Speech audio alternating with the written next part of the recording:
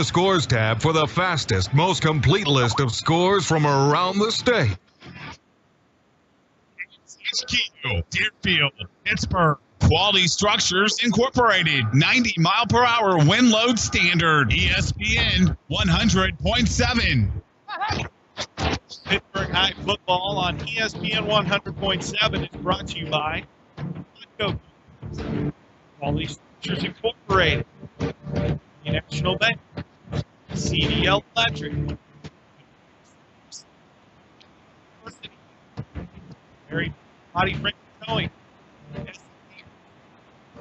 Marone, Meadowbrook Mall, Ortho Four States, Tri-State Building, Jocksnitz Sporting Goods, Lindbergh Pharmacy, Kansas Teachers Community Credit Union, Commerce Bank, the Eddie Auto Body and Alignment, Baines Incorporated, Spigarelli Law Firm, Lane Lord Basketball Campus, Wilbert and Towner, Ryan Insurance, Pittsburg State University, 88 Drone Video,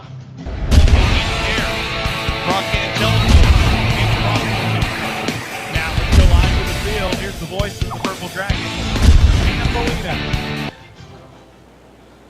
It was a 150-mile drive west for the Pittsburg High Purple Dragons as they are now in Jaguar country as the Pittsburg High Purple Dragons ready for their third road game of the season, ready to challenge the likes of the Andover Central Jaguars here on your sports headquarters, ESPN 100.7.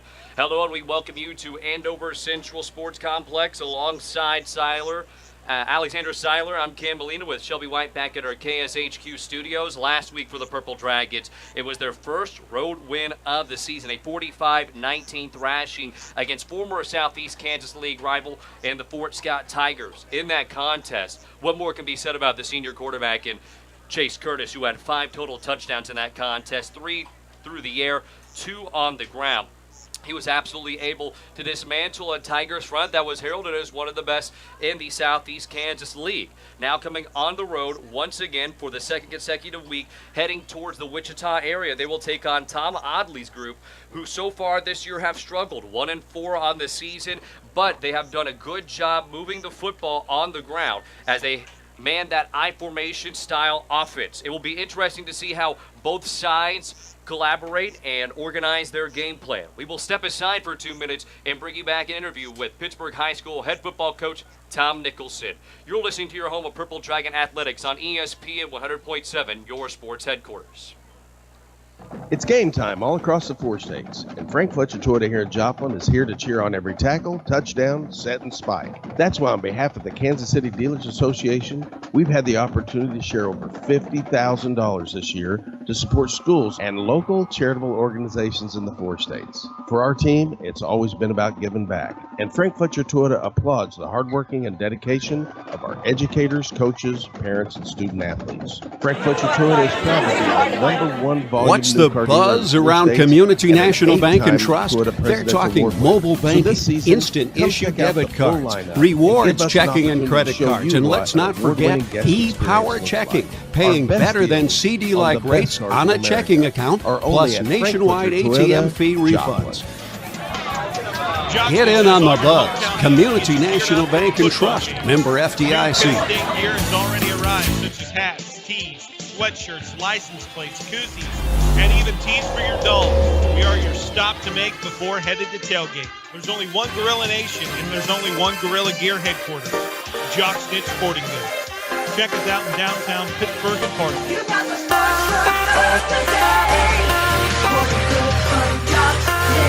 Does your current checking account pay you up to $15 per month? With Common Sense Checking at University Bank, you can earn up to $15 per statement cycle, 10 cents for each swipe after the first 15 swipes. Qualifying is so easy. Simply have one direct deposit or auto payment plus 15 debit card purchases each statement cycle and a $100 opening deposit. Stop by the bank for more information about our Common Sense Checking. Then swipe and save. It's convenience that pays at University Bank. Branch GMB, member FDIC.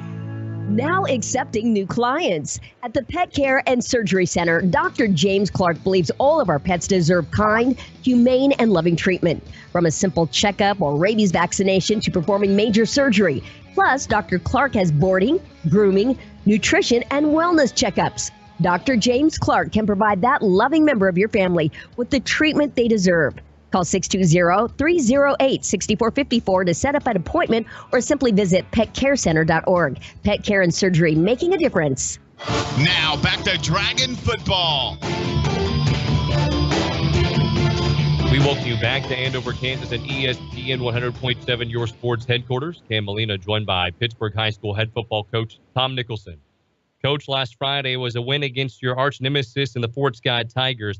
The offense really seemed to click in that contest as you won by double digits. But do you think that was the most balanced offensive game so far this season from your crew?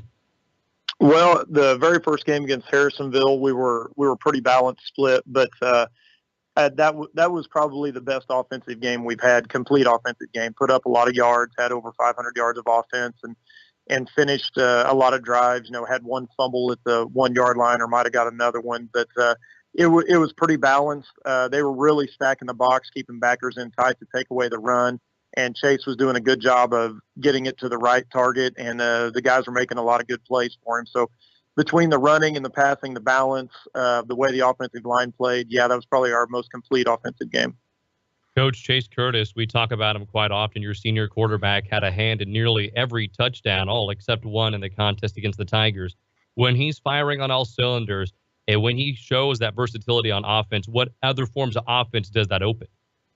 Well, we haven't had Chase run the ball a whole lot this year, and that's probably the thing he's most improved on is his speed. He's really increased his leg strength and quickened his turnover and dropped his 40 times significantly. But we're also trying to limit hits on him, and we got a lot of other guys that have good speed and are good runners, so we're trying to distribute the ball a little bit more. But he's got the ability to run as well as pass, and we just haven't really done much with that yet. But as the season progresses, if it's needed, then we have that to go to. But he's playing very well. He's seeing the field.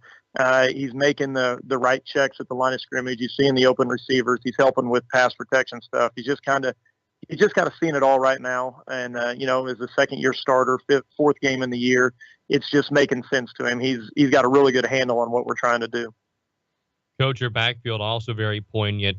Last year was more Jelani Long-centric. This year you're really balancing it out between Corbin Jefferson, Long, and Brandis Evans. Can you talk about that three-pronged attack in the backfield? Well, and once again, it's just kind of dictated by what the defense is doing. Brandis at fullback is so strong and compact, and he played tailback all through middle school, and he knows how to run. He's got good vision, but he's just hard to tackle. He's just kind of a hammer in there in the middle, can lower his shoulder or go around you, but at 5'9", about 190 and really strong, he's a load to bring down. And then Corbin and Jelani, they got speed. I mean, they can pop them at any time. They both have good vision. Corbin's maybe a little more looking for cutbacks and that stuff, and J-Lo is just looking to get to the edge, and he can run. Sporting goods from Jocks Niche. At Lindbergh Pharmacy, we care about your health. From a qualified and caring staff to services like our Time My Meds and MedPack programs, Lindbergh Pharmacy provides personalized service you can count on. Refill prescriptions online at lindberghpharmacy.com or on your smartphone with our free Lindbergh Pharmacy mobile app. You can also sign up for our text alert program, and we'll text or email you when your prescription is ready. Can't make it to us? We'll deliver your medications right to your door. Lindbergh Pharmacy, now 2 locations to serve you. They're doing it Chicago style before, during, and after the game at Casano's Pizza in Joplin and Pittsburgh. The atmosphere is special at 200 West Centennial in Pittsburgh and 3929 East 7th Street in Joplin. Order carryout or see the whole menu at Casano'sPizza.com. Do it Chicago style at Casano's. Casano's in the Meadowbrook Commons in Pittsburgh, now serving lunch. Try the buffet with pizza, drink, and a salad for only $8.99. Now back to Dragon football.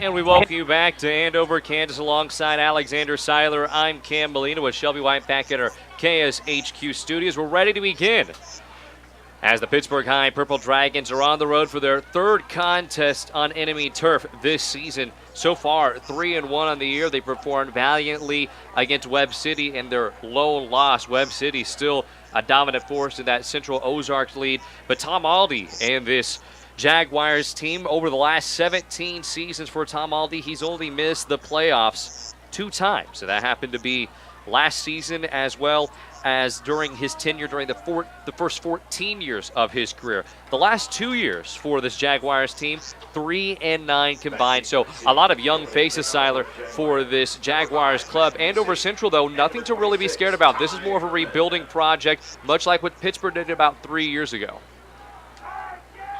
Nathan Neef is set to kick it off for the Pittsburgh High Purple Dragons. The Dragons in their white road attire with purple helmets, including a giant P logo that stands for Pittsburgh on the left side of their helmet. Andover Central wearing their home midnight black as well as pyrite gold leggings, including gold helmets. Purple Dragons will kick from right to left on your radio dial. Back to return for the Jaguars is Matt Macy. Neef set to boot this away. He raises his right hand, and we are underway. Purple Dragons and Nathan Neef. Kind of a shank kick that goes to about the 25-yard line. Ball scooped up by Matt Lyman, and Lyman maybe gets across the 35 to the 38-yard line before he's stomped down by a horde of Purple Dragons. And as the tackle's made by the special teams unit, gold and black balloons flutter behind the press box towards the west of the stadium. And it'll be the first time the offense for Andover Central takes to the field as Reagan Jones, the sophomore quarterback, makes his way out of the huddle.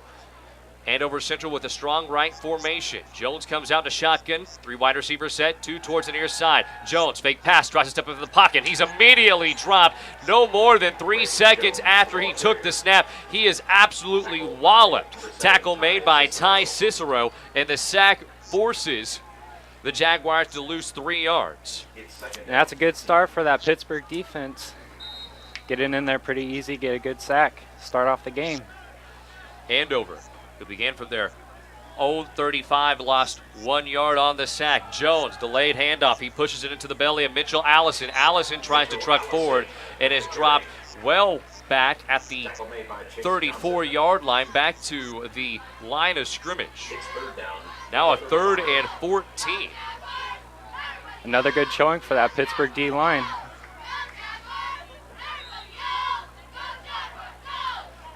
So maybe a 1-yard pickup by Allison as Jones breaks the huddle. 2 wide receivers set for the Jaguars. Jones to his left side is Allison. Jones takes the snap. He looks near side of the field, tries to lob it up on a wheel route. The pass falls incomplete. He was looking for Dante Rod, his halfback, who was trying to ski out of the backfield, but he was quickly shored up in the secondary. Good defense by Sam Roark. And now it's a 4th down and 13, 10:48 remaining in the first frame of action. Out to punt is Clark Schoonover. Schoonover with his black wristbands and gold helmet hangs out near the 20-yard line of the Jaguars. 2 returners for the Purple Dragons, one being Joel Kafka, and a lazy punt that goes to the 37-yard line, hops across the 30. Good backspin on the football that moved the football across the 30, deeper into Purple Dragon territory at the 25-yard line. So Chase Curtis and company will start within their own 30-yard line with 10:36 remaining in the first quarter of action. Chase Curtis and company, an absolute explosion and eruption offensively last week against the Tigers. 45 total points posted. Chase Curtis, a mere 70 yards away from eclipsing the 1K mark in total offense this season. Curtis comes out the shotgun formation. To his right is Jelani Long taking the snap. Will be an end around to Jelani Long as Long tries to hobble to the outside. He's free towards the far side of the field across the 35-40 and pushed out of bounds near the 38-yard line. A pickup of 13 yards by Jelani Long. This Pittsburgh offense trying to space out this Jaguars defense that was huddled inside of the box. This club running a 4-3 scheme. So 4 down defensive linemen and then 3 linebackers. But this Jaguars team more of a safety at that will side linebacker. Curtis comes out yet again in a shotgun formation, split backs. To his left side is Brandis Evans. Deuces towards the near side of the field. Curtis takes a shot, far side, and it's incomplete as he tried to locate Dylan White, who was just running a go route. And that is what Dylan White excels at, is just turning on the accelerators and thrusters early on and trying to burn the defense. Gunnar Joanek in coverage. And it was a Gold Streak running side by side against White. And a good job forcing White to move further away to the football near the sideline and ultimately making himself out of position to catch the football. Under center will be Curtis. I formation. It'll be an option read. He'll keep it himself. He'll try to canter up the middle and is dropped at the 40-yard line for a gain of 3. A 3rd down and 7. Tackle made by Trey DeGarmo. It's 3rd down and 7 to go from the 40. So a 3rd and medium situation for the Purple Dragons. 10 minutes remaining in the first quarter of action for their own 40-yard line. They are in between the hashes. Coming under center is Dalton Gromer. Shotgun formation, 3 wide receivers set. 2 towards the near side. Curtis rolls out, near side. He looks left, tries to stutter in the backfield, but he's quickly shored up and dropped. And now Curtis pointing, or rather the head official is pointing now towards the 34-yard line. And there appears to be an injury towards the Jaguars sideline, but my vision is obscured as to who it is, and it appears to be a Purple Dragon that is down currently. And you just like to see that early on in the contest. And I'm unable to make heads or tails of who it is, as there is a horde of Jaguars hanging out by the injured Purple Dragon, and the training staff trying to attend to the current down Pittsburgh player. With 9:34 to go remaining in the first quarter of action, we will take a 30-second commercial break. You're listening to the home of Purple Dragon Athletics on ESPN 100.7, your sports headquarters. Paynes Incorporated in Frontenac is the driveline specialist. Paynes handles all driveline repairs for cars, trucks, four-wheel drive vehicles, and farm equipment. Paynes can also handle any general machine work and offers 24-hour wrecker service. Call Paynes anytime, 231-3170. Paynes Incorporated is located at the intersection of West McKay and Highway 69 Frontenac Junction. Paynes Incorporated in Frontenac is the driveline specialist. To Dragon football.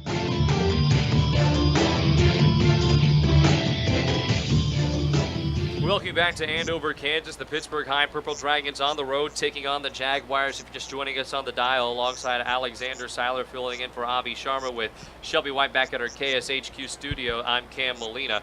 So far in this contest, the Purple Dragons have their first offensive series. They started from their own 25-yard line, and on the 4th play of the drive, there is an injured Purple Dragon in front of the press box on the near sideline, and now the Gators trolleying over. We are still unable to see who it is, but speculation-wise, we think it is Chase Curtis, because Curtis is not towards the sideline from our perspective.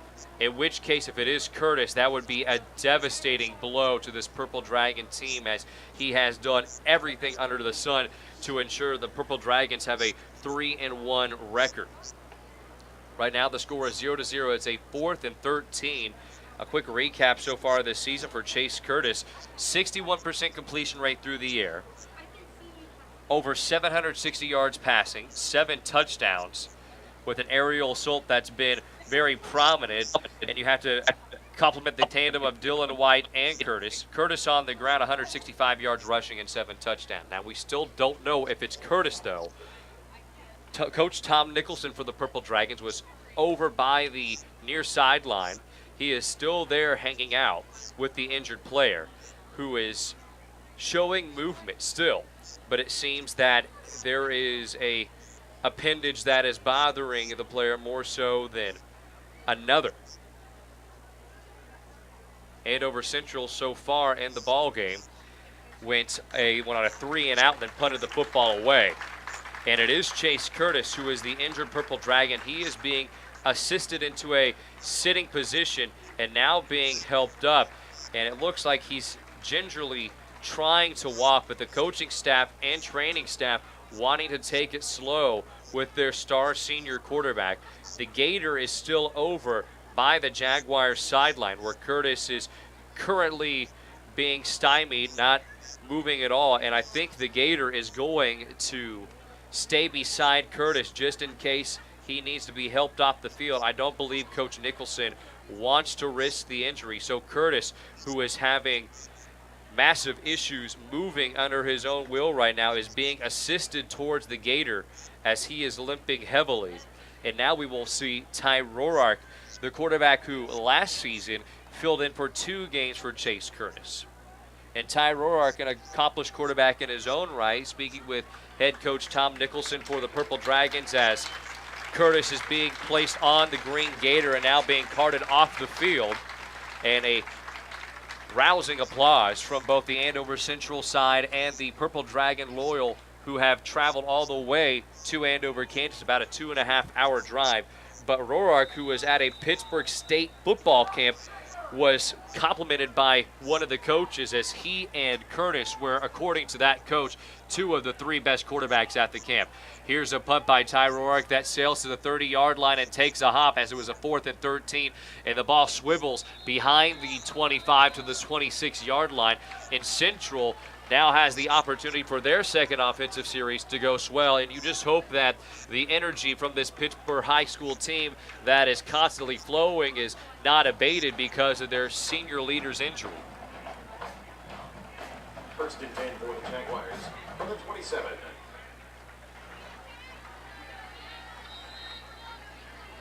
From their own 27-yard line, the Jaguars come out in the shotgun formation. Trip set. 2 wide receivers towards the near side. A pitch by Jones to the outside. Allison thought he had a seam towards the far sideline, but he's ushered out of bounds at the left boundary. And he's knocked out of bounds right back at the line of scrimmage. No gain on the run. Second run by Allison in this contest. He has 1 rushing yard on 2 attempts with 9:14 remaining in the first quarter of action. Shotgun formation again. Strong right formation for the Jaguars. Jones takes the snap. He looks near side. Pressure coming. He is sandwiched in the backfield. Ty Cicero and Brandon Eichenberger, Daniel Eichenberger, I beg your pardon, both there on the stop. It's 3rd down. That Pittsburgh D-line just continues to get in there, just cause a lot of problems for that Jaguar offense. And the Jaguars' offensive front, Siler, as we've seen through the first 2 offensive sequences, cannot keep Ty Cicero away from Reagan Jones. They're going to have to make some adjustments to that D-line and try to give some more time for their quarterback to drop back. 3rd there he and is again. Pressure coming. Dump off to Allison, who is shored up at the 20-yard line. A pickup of 2 on the slip screen. That will bring up 4th down and 17. And a 4th and very long for this Jaguars team. And the offensive line has allowed 2 sacks by the exact same individual, Ty Cicero. In total, 2 sacks, negative 13 yards. Back to punt a Schoonover again. Returning for the Purple Dragons, Corbin Jefferson to the far side of the field. As Schoonover gets a piece of the football, Joel Kapka asks for the fair catch as the football takes a hop in Purple Dragon territory at the 43-yard line. Ball is picked up at the 36-yard line. Number 5, Joel Kapka.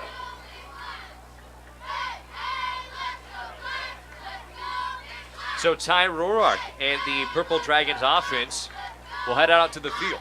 Roark so far this season, 2-2 for 24 yards through the air. No rushing yards. He had a little bit of time in the contest against the Chanute Blue Comets. Roark comes out in a shotgun formation. He has Corbin Jefferson to his right, trips receivers. Coming in motion is Jelani Long from left to right. It will be a fake end around. Roark keeps it himself. Evades 1 defender, but is shored up past the 36 to the 37-yard line for a gain of 1 yard. It's 2nd down 9. And Siler, with your senior quarterback that has been so prominent in the offense, you have to imagine it's difficult for the incumbent offensive players to adjust to another quarterback. Yeah, that's right. 7:30 remaining in the first quarter of action. 0-0 is the score. Purple Dragons leading. Straight eye formation. Brandis Evans is the fullback. Handoff is to Evans. Evans trying to snake out of 1 tackle, but he is wrapped up and lassoed around the ankles as Trey DeGarmo, the linebacker, is there on the stop. Evans may be a gain of 3 yards. It will be a 3rd down and 6. Ball spotted in between the hash marks, shy of the 40-yard line of the Purple Dragons. Ty Roark may have his first passing opportunity here as Zachary Sutton, the wide receiver / flanker position player, whispers into the ear of Roark. He dismisses the huddle. 2 wide receivers do set towards the far side of the field. Roark takes a snap. It's a wide receiver screen. Caught by Sutton. Sutton evades one defender, a very dexterous receiver, crosses the 40, and he stopped at the 42-yard line for a gain of 2 yards. 4th down and 4 to go.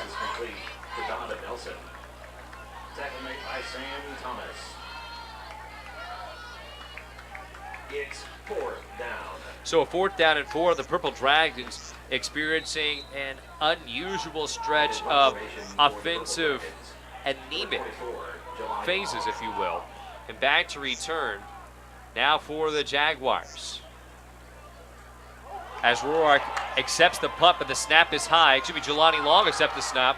The punt is not away. Long tries to rush forward and get back to the line of scrimmage, but he's pushed out of bounds. It's a turnover on down to the Jaguars to take over inside Purple Dragon territory at the 43-yard line. After 2 possessions from each team today, we're just waiting for one of these teams to break out offensively and get something going. And you know, when offensive stalemates occur, it only takes one big play to set one team up, and that could be the drive here for the Jaguars, who have just over 6 minutes remaining in the first quarter. Jones comes out in a shotgun formation. He has one up back. Allison to his left. 3 wide receiver set. Jones takes a shot near sideline. Football's up. Football is caught by Matt Macy. Macy stays on his feet, but it looks like he was forced out of bounds at the 8-yard line. A pickup of 35 through the air.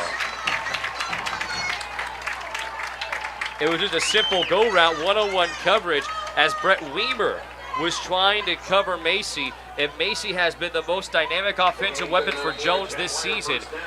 As he had his 6th reception, he is now 200 yards total on the year. He's averaging over 30 yards per catch. Allison motioned over from left to right. Flags come out. There was obvious movement. Jones wasn't even set as the snap was way early. So a false start will push the Jaguars outside of the 10-yard line of the Dragons. So the football will be placed at the 13-yard line approximately. But the Jaguars inside the red zone. Yeah, it looks like that Jaguar offense might have gotten a little too hurried up with the prospect of scoring in the red zone. So let's see if they can calm down and get back. And obviously an offense that looks to score can be pretty excitable. Handoff is to Allison. Allison trying to follow his lead blockers, but Jarek Butcher is there on the stop. Allison crossed the 10, but he's body slammed at the 9 for a pickup of 4 yards.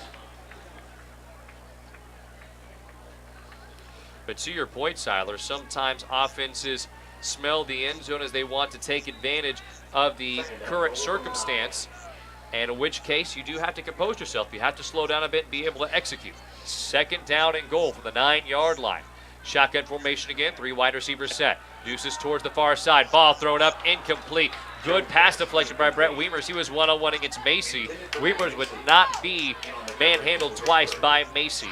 And Wiemers, excellent positioning. He wrapped his left arm around the hip of Macy, stuck out the right hand, made contact with the pigskin, and forced the laces to spin away from Macy. It will be a 3rd down and goal from the 9-yard line, 5:16 remaining in the first quarter of action. Jaguars trying to put the first points up in this contest. The Purple Dragons, presumably without their starting quarterback Curtis for the rest of this ballgame. Jones keeps it himself. It's a read. He's across the 10. He has the 5. He has an angle. He runs horizontally and topples at the 3-yard line for a gain of 6. So it will be a 4th down and goal from the 3-yard line. So a 4th down and goal from the 3-yard line for the Jaguars. Clark Schoonover, the field goal kicker, a senior, is being held off the field by Coach Audley. So it will be a 4th down attempt, and you may as well gamble because the Purple Dragons with Ty Roark under center may not be as poignant of an offense with Curtis under center. 4:36 to go in the first. Jones takes the snap. He looks, corner of the end zone. Ball intercepted, and it actually falls out of the hand at the very end of the play by Landon Conrad. Conrad made a beautiful streak from the safety position downward. He had the football right in his breadbasket, and it fell out. After giving up one big pass defensively, the Pittsburgh Dragons really had a good stand defensively, prevented them from getting that touchdown. And a good defensive stand. The Purple Dragons had one 4 and out inside of their own 5-yard line against the Tigers last week. So the defense still holding strong with 4:29 remaining in the first quarter of action from their own 3. The Purple Dragon with their 3rd offensive series of the contest. Roark takes a snap. It's an immediate wheel out. Tries to pitch it outside to Corbin Jefferson. It bounces off his torso. It's loose. Jefferson recovers at the 3-yard line. Back to the line of scrimmage.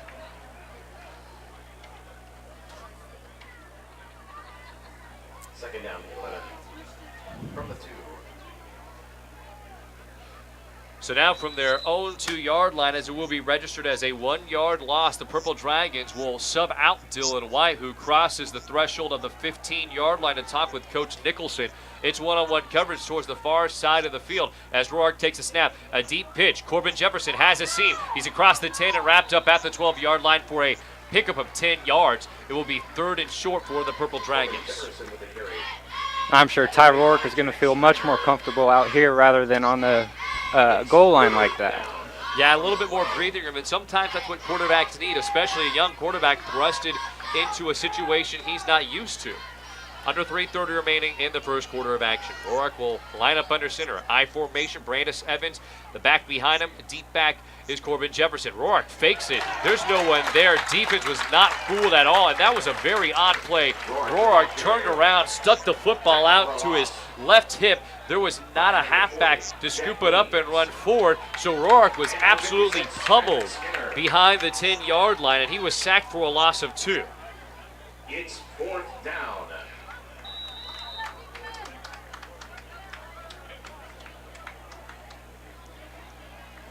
Back to punt is Jelani Law.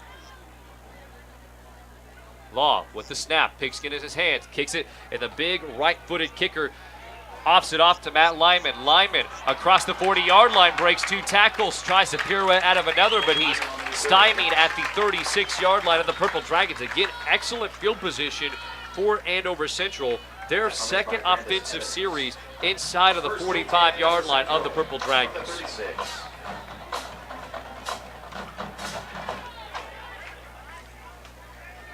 Just over 2:30 remaining in the first quarter of action.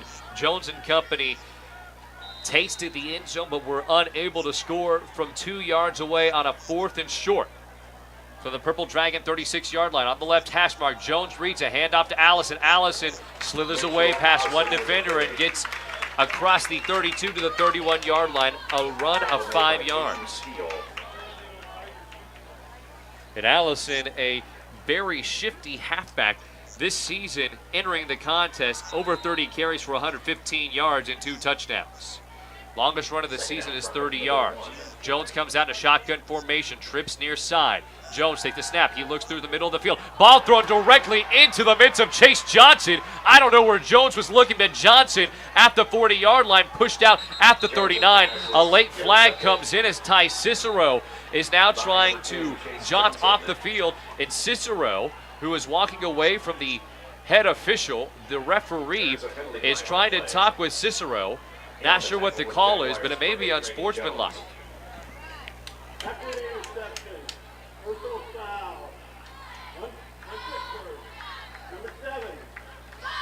It was unnecessary roughness on Ty Cicero. So instead of having the football on their own 41-yard line, the ball will be pushed back inside of the 30-yard line of the Dragons. So Cicero with a mental error. This is not the first time this has happened.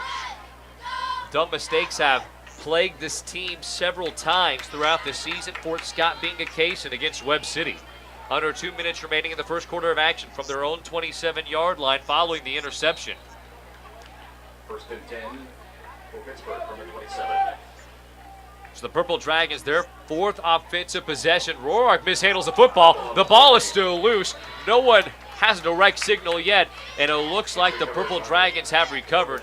Roark, not a good stretch to begin the contest, serving as the starting quarterback after Chase Curtis was injured on the 4th play of the ballgame.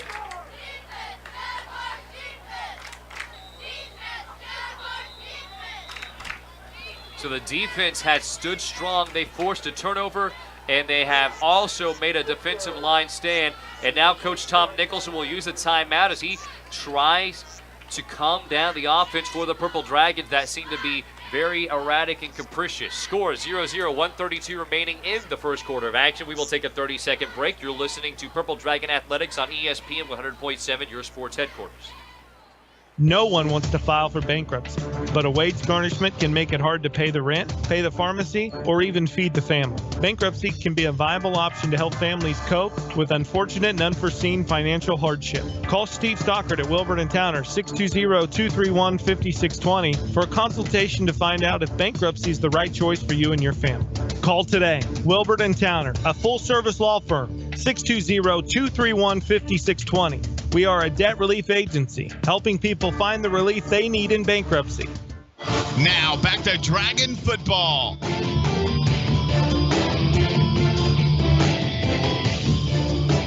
Camelina, Alexander Seiler filling in for Avi Sharma with Shelby White back at our KSHQ studios in Pittsburg, Kansas. We are in Andover, Kansas currently with 1:32 remaining in the first quarter. Ty Roark is now handling the reins for this Purple Dragon offense as Chase Curtis exited the contest with an apparent leg injury in the outset of the ballgame, the fourth play of the contest, and he is out. Roark motions over Jelani Long from left to right. Long on a swing pad, catches across the 20. He shakes up one defender at the 25. He's across the 30, the 40, and he has a seam down the far sideline. He's at the 40, and it's a foot race now. Jelani Long with the long legs breaks it. A 76-yard pitch and catch, and that's how to get your offense reinvigorated following a stagnating 3 offensive drives. What a play by Jelani Long as he absolutely thumped one of the Jaguars defenders in the backfield to break free. That was a much needed burst of energy for that Pittsburgh offense. Hopefully they can carry from that and bring that into the next few possessions. A 39-second drive that went 2 plays as Nathan Neef awaits the PAT. The hold, the kick is up, and it is no good. Nathan Neef has had issues converting on PATs this season. He is far less consistent as he was compared to last year, I beg your pardon. 1:18 remaining in the first quarter of action. 6-0 is the score. Jelani Long filling his new quarterback in Ty Roark for the 76-yard touchdown. We will step aside for a 30-second commercial break here on your sports headquarters, ESPN 100.7. Hi, I'm Kendall Gammon. You may know me. It's a feeling you get the moment you step on campus. It's the knowledge that you become part of something more. We're a family of crimson and gold. Every day we challenge ourselves to achieve more. The reason why we're here is to make a difference. Everybody wants to stand out. Without standing apart. You belong. At Pittsburg State University.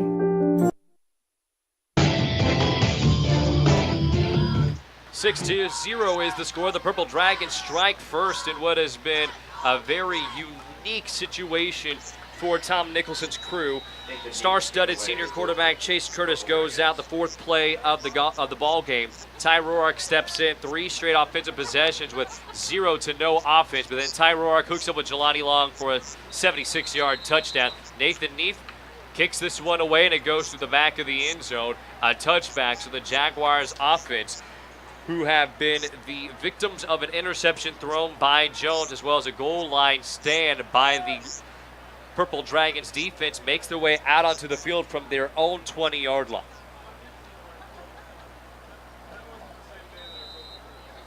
$1:18 remaining in the first quarter of action. Jones comes out in shotgun formation. His up back is Rod. Jones checking towards the sideline as Coach Audley is now adjusting his mic. And the Jaguars are shifting over towards the far side of the field as the football is being respotted in between the hash marks. Jones comes out in the shotgun formation. Allison on his left hip. 3 wide receivers set. Handoff. Allison tries to march forward. He's across the 20 to the 22-yard line and then quickly thrusted down to the turf. 3-yard pickup on the run. Stephen Anthony is the ball carrier. 2nd down and 7 to go with 1 minute remaining in the first quarter of action. Purple Dragons hooked up on the 76-yard touchdown. The Jaguars coming off a loss to rival Andover. That was a 39-7 loss.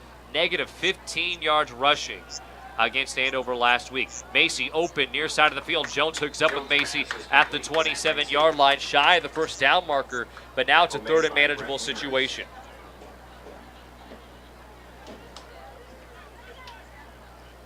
A 6-yard gain, so third and shy of the first down with 30 seconds remaining in the opening quarter.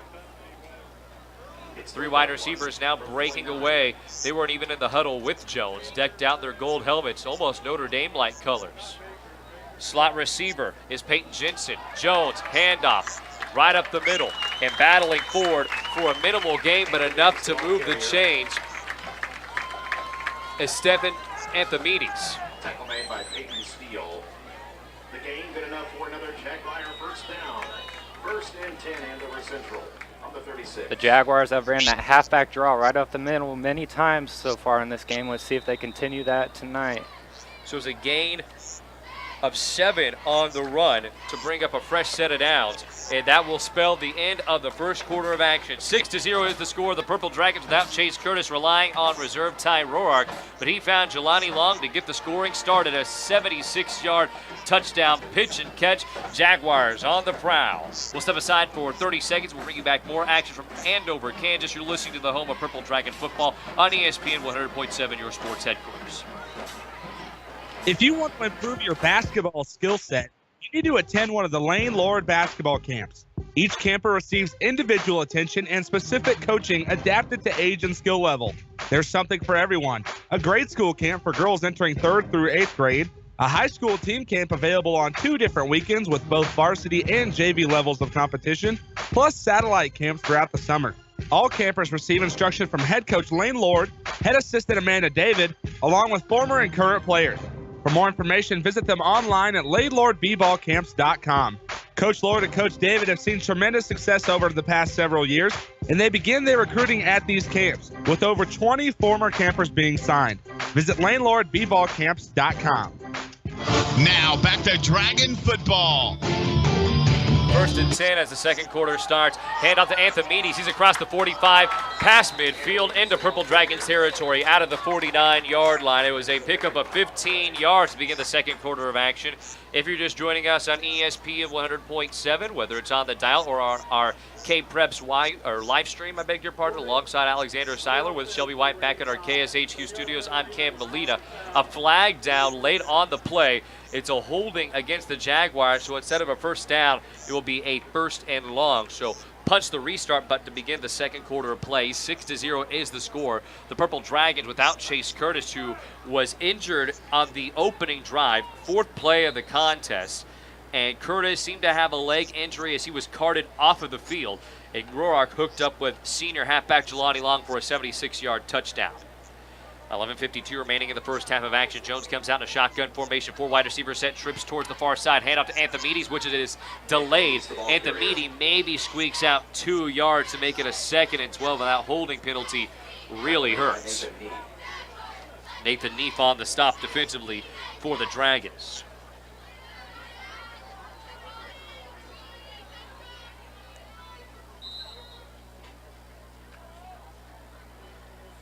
Second down and 12 as Jones breaks out of the huddle. He has instruction from Coach Albee. Jones, shotgun.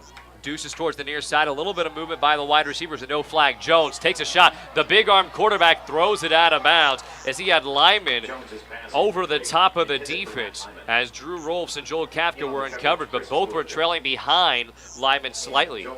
These Andover receivers extremely fast as they've been able to blow off of the line with haste and have gashed the Purple Dragons defense once in this contest as Matt Macy had a 35-yard reception. 11:09 remaining in the first half of action. 3rd down and 12 following the incompletion. It's 3rd down and 12 from the 34. Jones trying to organize the offense and dismissing from the huddle is Dante Rod as he is now one of the flex receivers far side of the field. In motion from left to right comes Lyman. Jones with the snap. He tucks and runs. He's across the 35 to the 40. Still in Jaguar territory and out at the 43-yard line. A pickup of 9 yards on the run, but it will be a 4th down.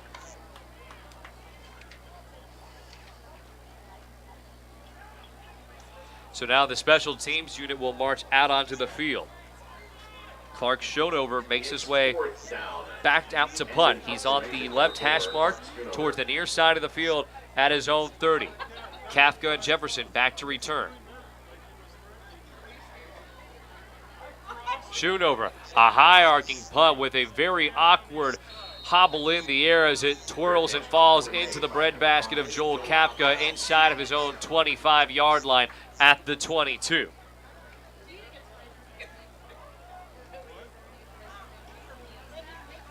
So with 10:55 remaining in the first half of action, Ty Roark, who hooked up with Jelani Long for a 76-yard touchdown, makes his way back out onto the field. Long now on the season has eclipsed the 100-yard mark passing.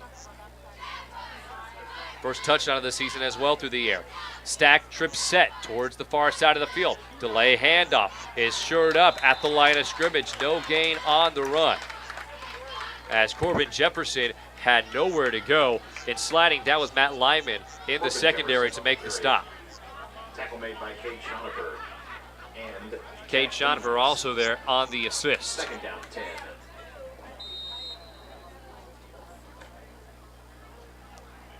Jefferson getting a lot more carries the last 2 weeks. Jelani Long has been used more in the passing situations for the Purple Dragons. Roark, immediate turnaround, hand off to Brandis Evans. He tap dances in the backfield, spins off of one defender, crosses the 30 to the 33-yard line. A good run on the play as he continues to plow forward, and it makes it a third down and short situation for the Purple Dragon, who started this drive from the 24. So third down and 1 now. Now whistles are being blown by the officials, and it will be an official timeout as the referee is signaling for an equipment malfunction, saying that Brennan Tuttle, the defensive end for the Jaguars, is having helmet issues. So Tuttle will sub out. Third down and 1 under 10 minutes remaining in the first half. Evans, the fullback from the I formation. Corbin Jefferson, the deep back. Handoff to Evans. The Jaguars were ready for it as they stacked the box. They pinched up the middle, and it looks like Evans may have enough for a first down. He does squeak out a 1-yard carry, so it will move the chains. This Purple Dragon offense, what really impresses many spectators and listeners is their diversity on offense. They can put the football on the gridiron and move it very well. Their defense forces turnovers, which results in touchdowns, and their aerial assault with Curtis is deadly. Taking the snap is Roark as he triggers the play. He lobs it up. Far side of the field. White trying to adjust, but it's incomplete. And the throw slightly behind Dylan White. He's used to having Chase Curtis put the football right into his pocket, but this time he had to try to contort his body to Ty Roark. It's now a second down and 10. White, that was his third snap of the contest offensively. But White on the season, 5 receiving touchdowns, over 360 yards catching on only 14 receptions. That's 25 yards per catch. He is an absolute threat in the open field. Deuce's far side for Roark as he hikes up the left leg. The Purple Dragons with the light shining down in Andover Central. Handoff to Evans as he plods past one defender. He trucks over another and is shored up across the 40 to the 44-yard line. Nearly enough to move the chains? No. Yes, the officials will confer and say that it is enough for a first down, a 10-yard burst from Evans.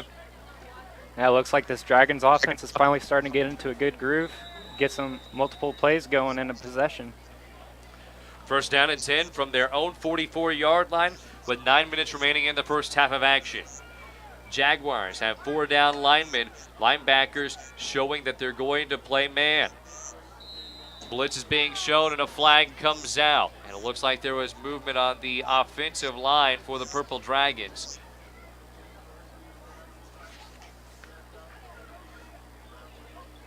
Umpire is pointing towards the football. Maybe the crown of Gromer flinched. And now the umpire is saying that it was an encroachment on the defense. So a good job by Roark with the hard count. They'll put the football at the 49-yard line of the Purple Dragons. I thought Gromer stirred momentarily as the blitz was shown up the middle. Great job by the offensive line for the Purple Dragons. The first down at 5. Roark lines up under center. He'll roll by himself, and he is sacked in the backfield. There was no chance for Roark, and these design quarterback keepers have transpired into nothing. Cade Schonifer off the sack.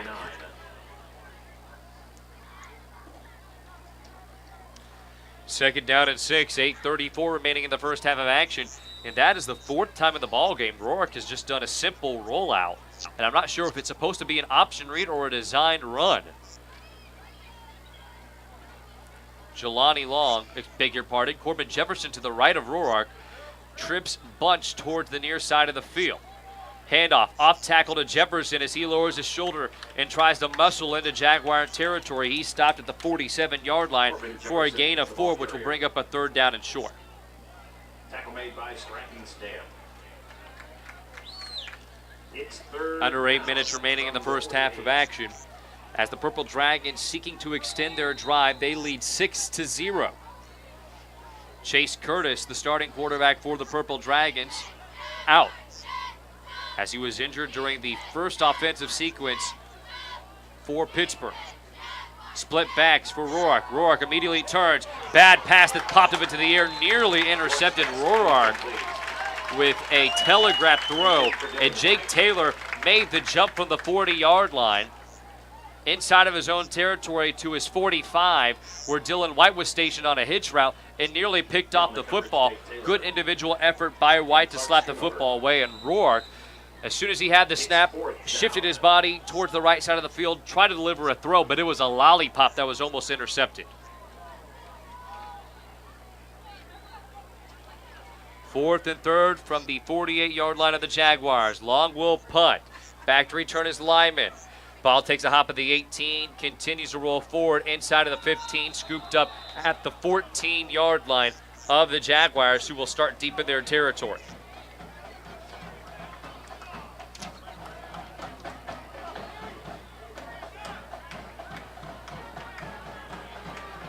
So with under 7:30 remaining in the first half of action, the Purple Dragons with a good special teams play to pin the Jaguars inside of their own 15-yard line. Jones comes out in the shotgun formation. His up back is Rod to his right side. It will be a handoff to Allison, who uses his left arm as a stiff arm. He shakes off one tackle, trying to shuck off another, but now a trio of Purple Dragons force Allison all the way back to his goal line, but the play is called dead at the 13-yard line for a loss of 1.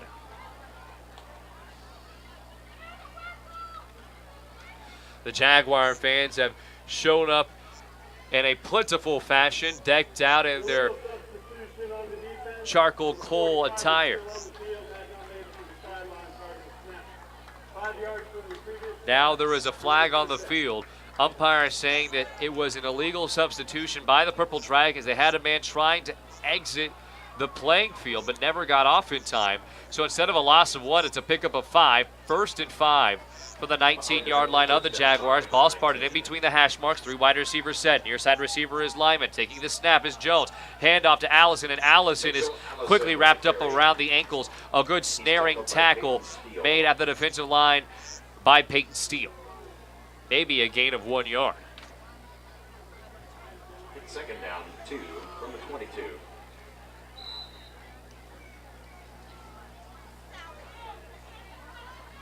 Second down and 2, under 6:45 remaining in the first half of action.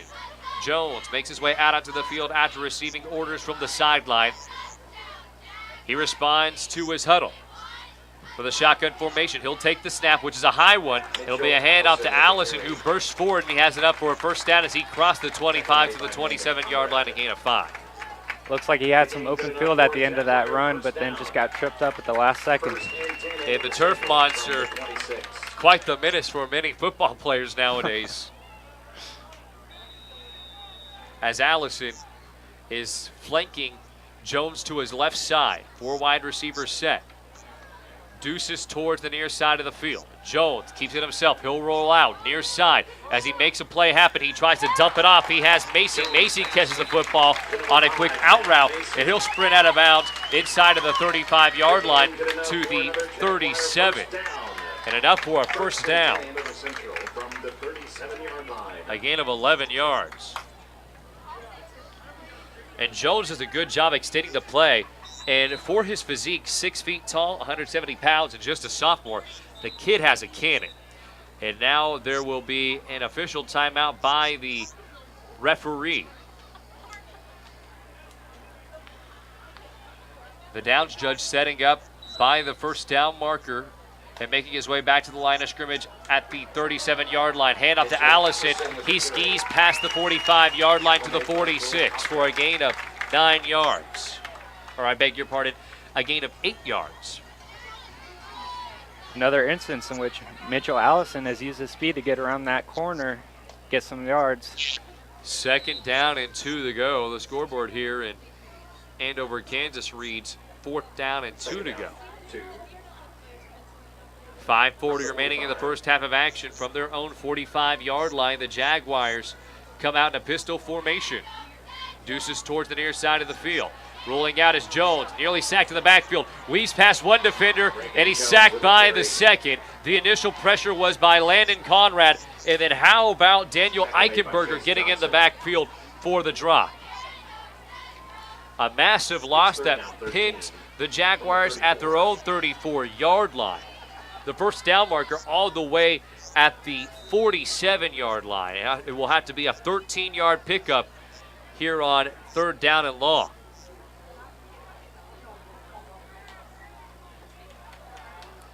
Third recorded sack in the ball game by the Purple Dragons. Shotgun is Jones. 3-step drop over the middle. It's a quick halfback screen. Trying to dive up the middle is Anthemides. And Anthemides crosses the 40 and down at the 42-yard line. He gains 8. That's well short of the first down marker. Tackle made by Jelani Long. It's 4th down. 4th down and 5 to go from the 44-yard line of the Jaguars. And the special teams unit now makes their way out onto the field. Keep in mind, Purple Dragons still with 2 timeouts, up 6 points with 4:30 on the clock. Schoonover out to punt the football away. 2 returners again in Jefferson and Kafka. Dragons up just a possession after Chase Curtis went down early with a leg injury. Schoonover on the fake, keeps it himself. He's across the 45, stopped at the 49, but it's enough for the first down. A gain of 5 yards on the run to move the chains.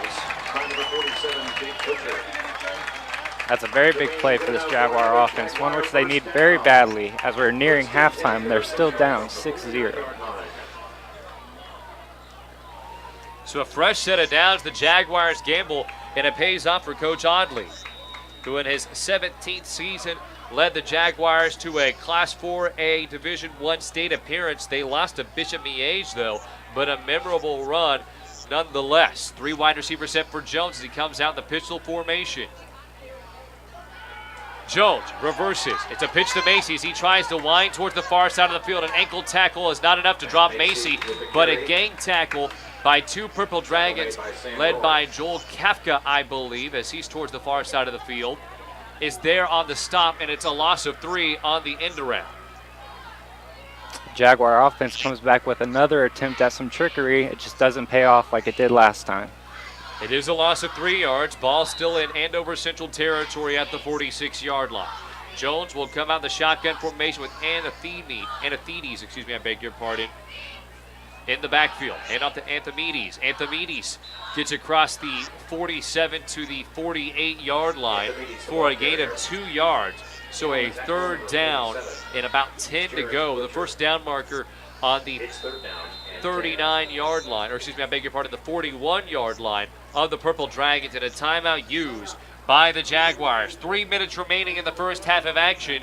Purple Dragons lead by 6 points. We'll step aside and bring you back more action from Andover, Kansas. You're listening to the home of Purple Dragon football on ESPN 100.7, your sports headquarters. What does it take to have a truly positive reputation? At Vogel Heating and Cooling, we know reputation is earned by consistent performance, by serving our customers' best interest, by providing top quality, energy efficient ream equipment and service for Southeast Kansas homeowners. Vogel Heating and Cooling is a Ream Factory authorized dealer and has been serving the area for over 20 years. Turn to the experts. Turn to Vogel Heating and Cooling.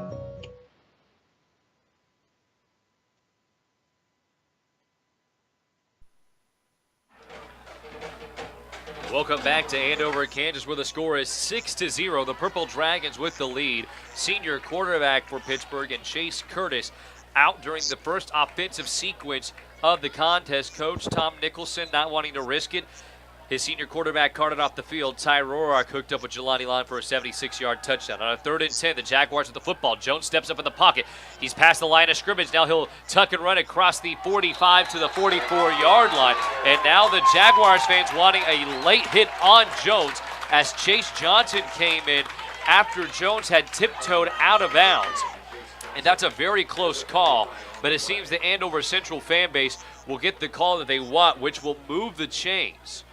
Either way, the run was maybe at the first down marker, if not 1 yard shy. And I think Coach Audley only down a possession as the call is waved off. So the call is waved off.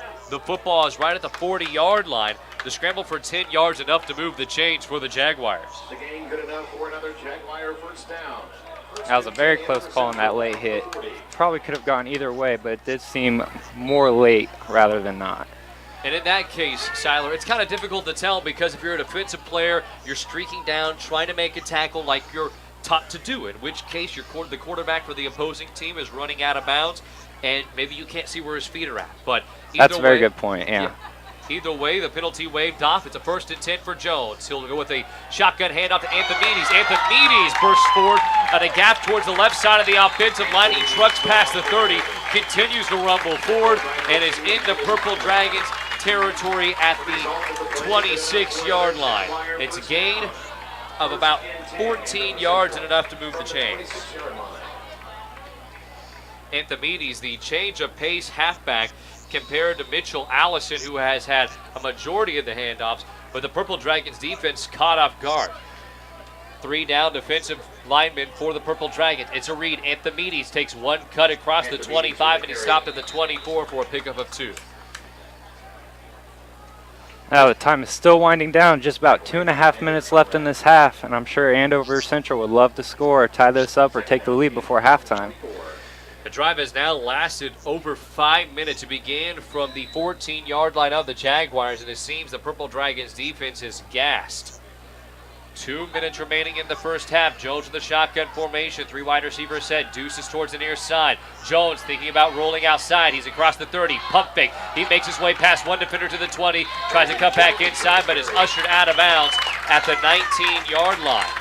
Jarek Butcher had to make his way all the way from the left side of the field to the right side of the field to get the quarterback out of bounds. A pickup of 5 on the run. 3rd down and 3, and I would imagine this is 4 down territory for Coach Audley and the Jaguars offense, as already Lyman and Jensen are lined up to receive the football.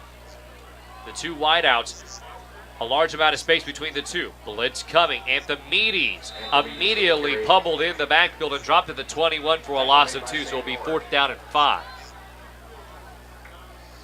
It's 4th down.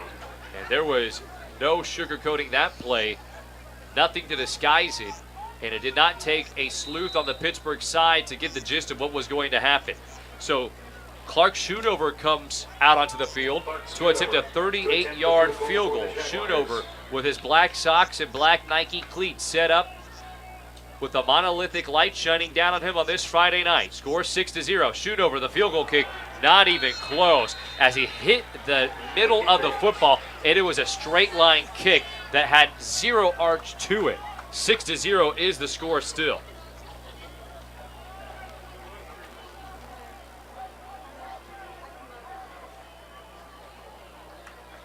So a drive that started from the 14-yard line of the Jaguars all the way to the 21-yard line of the Purple Dragons that lasted over 6 minutes results in 0 points for Coach Audley. That has to be a disconcerting drive. So a potentially demoralized offense will have a shot at the second half of action as we have 1:10 left. It will be a handoff from Rorar to Evans as he wheels towards the far side of the field. He's dropped at the 31-yard line, a pickup of 10. Brandis Evans, the ball carrier. Tackle made by Jake Taylor. Purple Dragons offense trying to hurry. Roark towards the sideline, talking with head coach Tom Nicholson in his purple polo. Clock winding down. We are under a minute remaining in this first half of action. Roark takes the snap. End around run. Again, it will be Evans who makes the first down run. All the way to the 42-yard line. Back-to-back runs of 10 yards. On the tackle for the Jaguars. First and 10 for Pittsburgh. From the 43. And the Jaguars trying to play more towards the prevent style of defense as one safety is deep. Well off the line of scrimmage is Taylor to DB. Roark will keep it himself. And actually he'll toss it out to Jelani Long, who crosses the 40-yard line to the 44-yard line with under 40 ticks remaining in the first half of play. 6-0 is the score. It's a 2nd down and 10 to go, and a timeout used by Pittsburgh with 39 ticks on the clock. And only one touchdown scored in the contest so far, as it has really been a snooze fest in Andover, Kansas. Both sides playing sterling defense, though Pittsburgh's offense unable to perform at their highest quality because of the injury to Chase Curtis, their starting senior quarterback, who went out during the first drive offensively for the Purple Dragons. If you're just joining us on ESPN 100.7, your sports headquarters, alongside Alexander Seiler with Shelby White back at our KSHQ studios in Pittsburgh, on Cam Molina. Purple Dragons, their 3rd road contest of the season after picking up their first on-the-road victory last week against Fort Scott. They're taking on Andover Central, who they absolutely thrashed last year, 52-0. This is not the case on the second go-around, as they only lead by 6. Make sure to stick around for the halftime report, brought to you by SEK Urgent Care. Roark lines up his offense inside of their own 40-yard line. They break out of the huddle to the football at the 44-yard line. Roark will line up under center. I formation, 2 receivers, 1 towards each side of the field. Roark, delay handoff. It'll be to Jelani Long, who's tripped up at the 49-yard line after a pickup of 5 yard. Clock continues to roll with 30 ticks remaining. And now a timeout is used again by the Purple Dragons. That is their last timeout with 27 seconds left. So the ball's on the right hash of the 49-yard line in their own territory. So obviously not a kicking situation for the Dragons, though with this chance it could be a pass to Dylan White. The Andover defense is showing about a cover 2, so they have 2 safeties over the top. Jake Taylor's playing well off the football, but Dylan White has incredible speed. You may give it to your junior quarterback to see if he can make a play, and even if he does force it, it may be a no harm, no foul instance if the offensive line can tackle, if it happens to hypothetically be an interception. 6-0 is the score. Purple Dragons dismissed from the timeout huddle as Coach Nicholson wanders towards the sideline. The meandering Purple Dragons team now at their own 45. Ball sported on the right hash mark at the 49-yard line. The Dragons come out, shotgun formation. Deuces towards the far side of the field, and Zachary Sutton as the slot receiver. Roark, pump fakes. He looks deep on a post route to Dylan White. Jump ball. Ball tipped up one-handed, and it is incomplete. Coach Tom Nicholson, with the clipboard in his hand, wants the pass interference call, and I think there's a case to be made about that. In the secondary, there was a lot of contact as Sam Thomas, the linebacker, was trying to follow the speedy receiver, jumped on his back, and then made the swap. Digressing, it's a 4th and 5 from the 49-yard line of the Purple Dragons, and Jelani Long will punt it away. There is no one back to return for the Jaguars either, as they're trying to prep for a potential 4th down attempt. Coach Audley saying everybody go ahead and make their way forward, but now Schoonover in the secondary said we need one guy back, and a good punt by Jelani Long. The football takes a hop at the 6, continues to trolley forward all the way to the 2-yard line. An impressive punt by Jelani Long with 9 seconds remaining in the first half of play, and I doubt the Jaguars can kneel it here, as the football is now repositioned at the 1-yard line. So this is not a circumstance where you can kneel the football, and I would imagine the Purple Dragons will just have one safety deep and try to bring a blitz, potentially to force a fumble or a safety. What a great play by Jelani Long, and I know Coach Nicholson wants to cover the top, but if you bring a blitz here, you could potentially get the safety, as Jones is in his own end zone right now. He'll line up under center with Allison as the deep back. Jones tries to go with the quarterback sneak forward. He's across the 2 to the 3-yard line, and that will spell the first half of action to an end. The score, 6-0.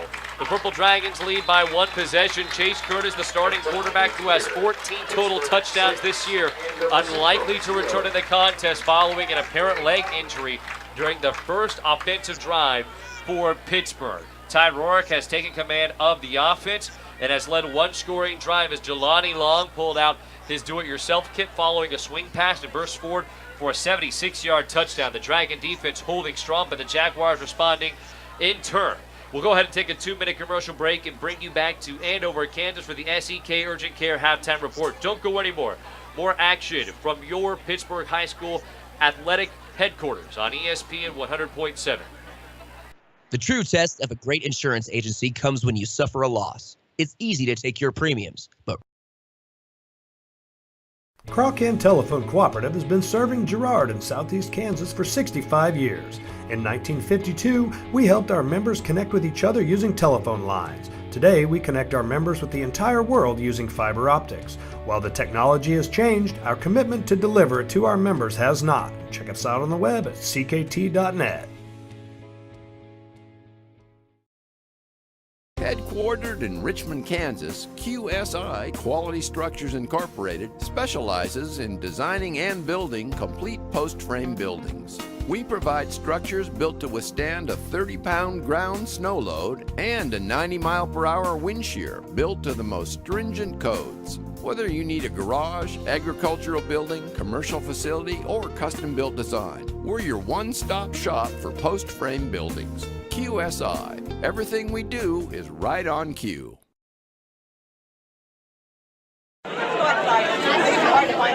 What's the buzz around Community National Bank and Trust? They're talking mobile banking, instant issue debit cards, rewards checking and credit cards, and let's not forget e-power checking, paying better than CD-like rates on a checking account, plus nationwide ATM fee refunds. Get in on the buzz. Community National Bank and Trust, member FDIC.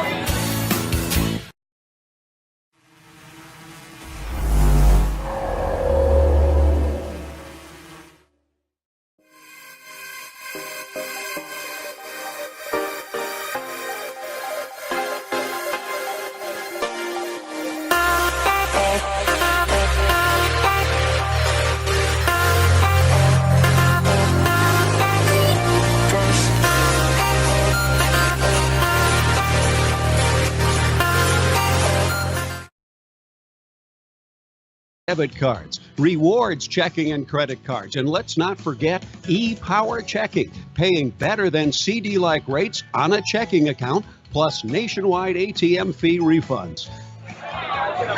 Get in on the buzz. Community National Bank and Trust, member FDIC. Now back to Dragon football.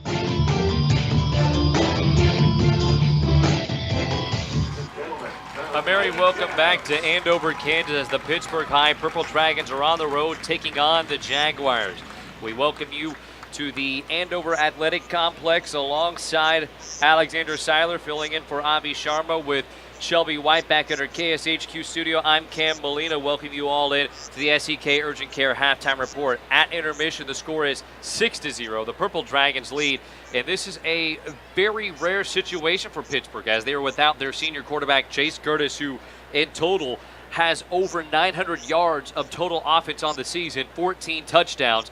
Fourth play for the Purple Dragons offensively, he leaves the contest with a leg injury, and it did not seem particularly good. He was very slow to get up. There was about a 3 to 5 minute break where he just lied on his back. Coach Nicholson wanted him to take it slow. Gator had to come over. He had to be assisted up and then was trolleyed off the field. There is no status report yet for Chase Curtis, but Ty Rorick having to fill in, and those are very big shoes to fill for a guy who's probably going to be a highly heralded quarterback at the end of the year, and I'm sure accolades will be tossed his direction because of his performance through the first 4 games of the season. But with a 3-1 record, up 6 points right now, you have to be able to buckle in. The next few contests are going to be turbulent. Next week is against Carl Junction at home. Then you have Bonner Springs and North High School. Bonner Springs, a very underrated team from Kansas City. Pittsburg High beat them last year, but it was a fist fight through the first half. And then Carl Junction, that Central Ozark Conference. You're competing with the likes of Webb City on a regular basis. You're going to have a battle-hardened crew.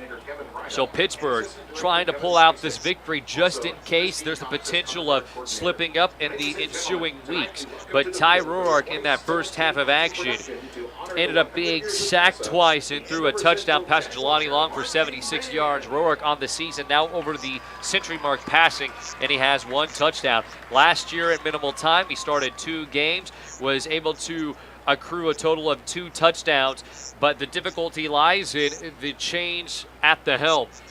For many offenses, it takes time to adjust to a new quarterback on the field. And that's the circumstance that's at hand currently that many of you are listening to or are watching on our K-Prep stream. As Ty Roark is making good reads, but just finding his footing early on in the contest is difficult to do when you haven't started a game and you have maybe 3 minutes logged total on the season in a varsity contest. But as I mentioned in the first half of play, Ty Roark, a highly heralded quarterback for the Purple Dragons. Coach Nicholson says he could do just about everything Chase Curtis does. He's just about 2 inches shorter. And when both Roark and Curtis attended a camp at Pittsburg State University for many high schoolers, there were coaches that said, hey, Coach Nicholson, you have 2 of the 3 best quarterbacks here in the Southeast Kansas area. So that is high praise coming from college coaches and potentially scouts in the area. But without Curtis, the offense has become narcotized and very lethargic. There hasn't been much energy. Most of the offense has gone through the way of Brandis Evans, who so far in this contest has over 50 yards rushing, including 3 carries of over 10 yards. But running in and of itself is a good weapon, but not enough to make sure your offense is balanced. Ty Roark on a couple short passing attempts has found open receivers, but he is just very transparent with what he's going to do. As he, on one particular play, had Dylan White on a 10-and-in route, shifted his body towards the right side of the field and delivered a throw. A very mechanical delivery, and it wasn't something that was relaxed or robust as you see many composed and comfortable quarterbacks doing. And that's not to slight Roark in the slightest. It's tough to step into a varsity game on the road with a home crowd that's over 200 right now in the student section, currently sipping on Coke and Pepsi products, watching their friends in the band with shining silver tubas at the 50-yard line, decked out in their black attire, play for the home crowd. And at break, the score is 6-0. Adjustments need to be made at halftime for both of these teams. For the Jaguars, Coach Audley is going to have to find a way to spark up the passing game, as both Jones, Allison, and Anthemides have handled the workload running, and there has been success on the ground, but a few mistakes in turn of penalties, as there was a false start and a holding that ultimately negated first down runs by both Anthemides and Allison in that first half of action. And for this Jaguars team, against an opponent that's 3-1 on the season, coming off a loss to Andover by 32 points, you have to really buckle in and execute well. And that happens to be the issue for this Jaguars team. They're just not executing well in this first half of action. But heading into the second half, we may see more of the passing game. Jones has a big arm for a young man who's just a sophomore. And Reagan Jones has peppered the football down the field several times. He has not been afraid to take shots. Actually, he's converted on a 35-yard pitch and catch to Matt Macy, who leads the team in yards per catch at 33 per reception. So his ability to drive the football downfield, it's there. It's just the accuracy, and if Coach Audley is going to dial up that type of play. As for the Purple Dragons, it will be more so, can we put the football into the hands of our playmakers and allow them to do what they do best? Can they jumpstart our offense? So we'll most likely see Jelani Long, Corbin Jefferson, and Brandis Evans, the trio of halfbacks, the three-pronged attack, taking over the offense in the second half. And maybe have Ty Roark use his legs a bit more and use a play-action scheme more than he did in that first half of action. We'll go ahead and talk about what to look forward to in the second half of action following a 2-minute break and a check-in into our KSHQ studio as Shelby White has some updates from around the southeast Kansas area. You're listening to the home of Purple Dragon Athletics on ESPN 100.7 and the halftime show on the SEK Urgent Care Halftime Report. Does your current checking account pay you up to $15 per month with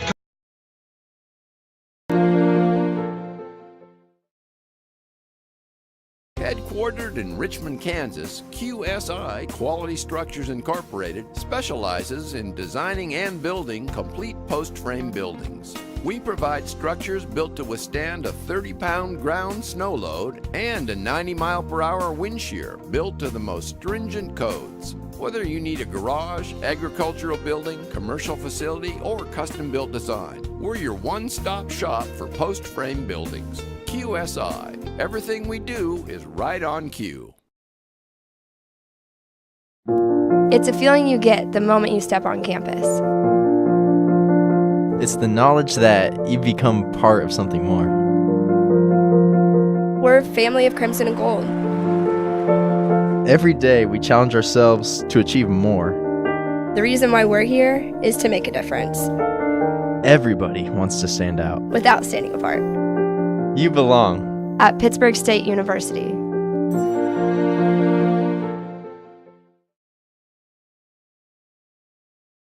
Crawcan Telephone Cooperative has been serving Girard in southeast Kansas for 65 years. In 1952, we helped our members connect with each other using telephone lines. Today, we connect our members with the entire world using fiber optics. While the technology has changed, our commitment to deliver it to our members has not. Check us out on the web at ckt.net.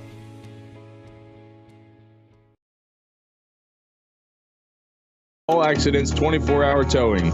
Been in an accident? Then call the pros.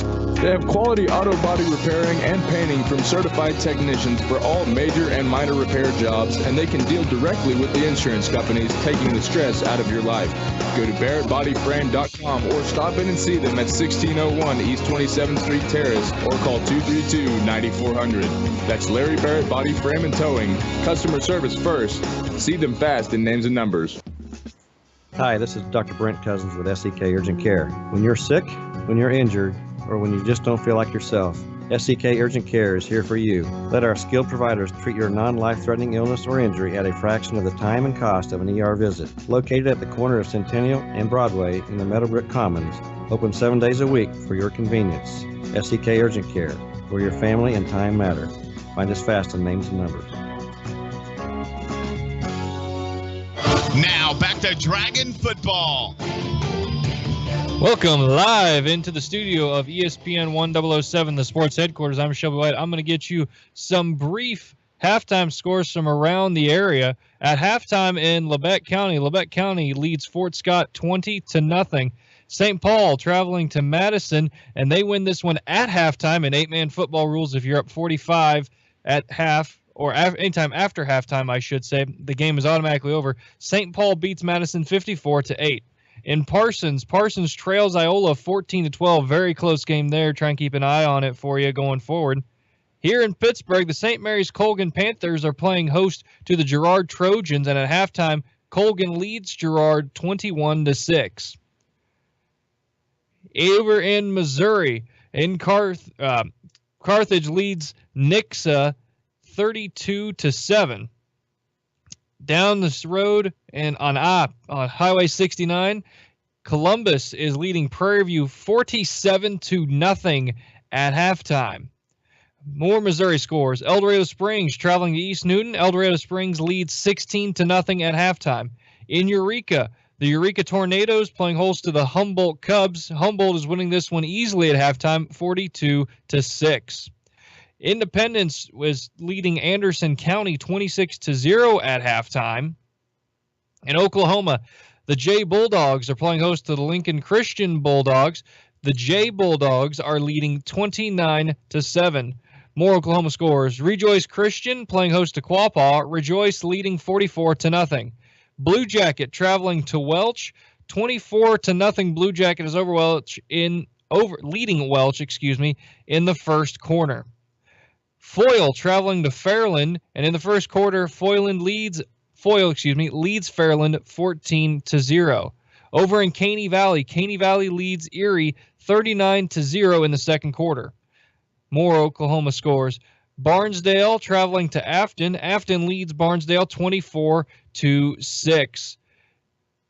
In Kansas City, the Frontenac Raiders are playing J.C. Harmon. The Harmon Hawks are located in Kansas City. If you want to listen to that game, it's on 103.5 The X. Frontenac is leading Harmon 47-7 in the second quarter. Wyandotte leading Nowata at halftime 22-0 down in Oklahoma. Over in Lebanon, Missouri, Joplin is leading Lebanon 28-0. And as you've been listening here on 100.7, the sports headquarters, Pittsburg is at Andover Central, and Pittsburg leads 6-0. In Coffeyville, the end of the first half, Galena leads Coffeyville 20-0. More Missouri scores. Sarcoxy is leading Lockwood 14-7. And the last Missouri score that we have, Miller is leading Diamond 7-0 at halftime. And down in Riverton, Baxter Springs is leading Riverton 20-0. We're going to send it live now back to Andover Central to Cam Molina. Cam, take it away. Thanks, Shelby. I appreciate it. We welcome you back to the SEK Urgent Care Halftime Report. Filling in for Avi Sharma is Alexander Seiler. I'm Cam Molina. At break, 6-0 is the score. A rare offensive outing for the Purple Dragons, but there's a cause behind it. Senior quarterback Chase Curtis going down with an injury early on in the first quarter of play. Seiler, drawing from years of high school football as a player, can you talk about some of the difficulties trying to adjust going into the second half with a backup quarterback?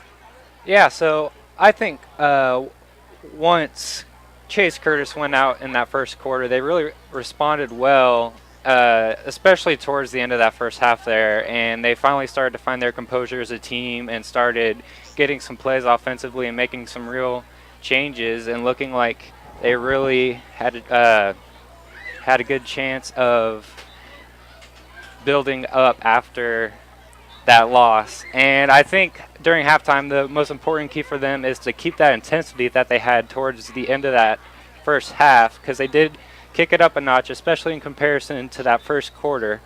And that halftime can feel like a long time sometimes, so they really just need to try to keep that same mental state and transfer that over into the third quarter. Solid observations there, Seiler. One more thing I want to ask. When you break out into groups in the locker room, typically the defensive backs coach will take the D-backs, your defensive coordinator will take some of the D linemen, etc., etc. As a core, or as a unit, let's say D-backs or D-lines in this instance, how do you make adjustments heading into the second half, especially with your quarterback going out? So I think now's a good time for the quarterback to maybe take some time to calm down after just getting thrown into this position where I'm sure he wasn't planning on playing this much going into this position. And now he can kind of collect his thoughts and figure out his role in the team and what he needs to do to win this game.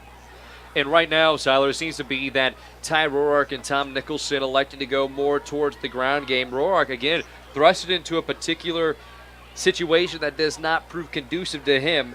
When you're a junior quarterback thrown into the spotlight on the road, the pressure has to be insurmountable for him. That's right, yeah.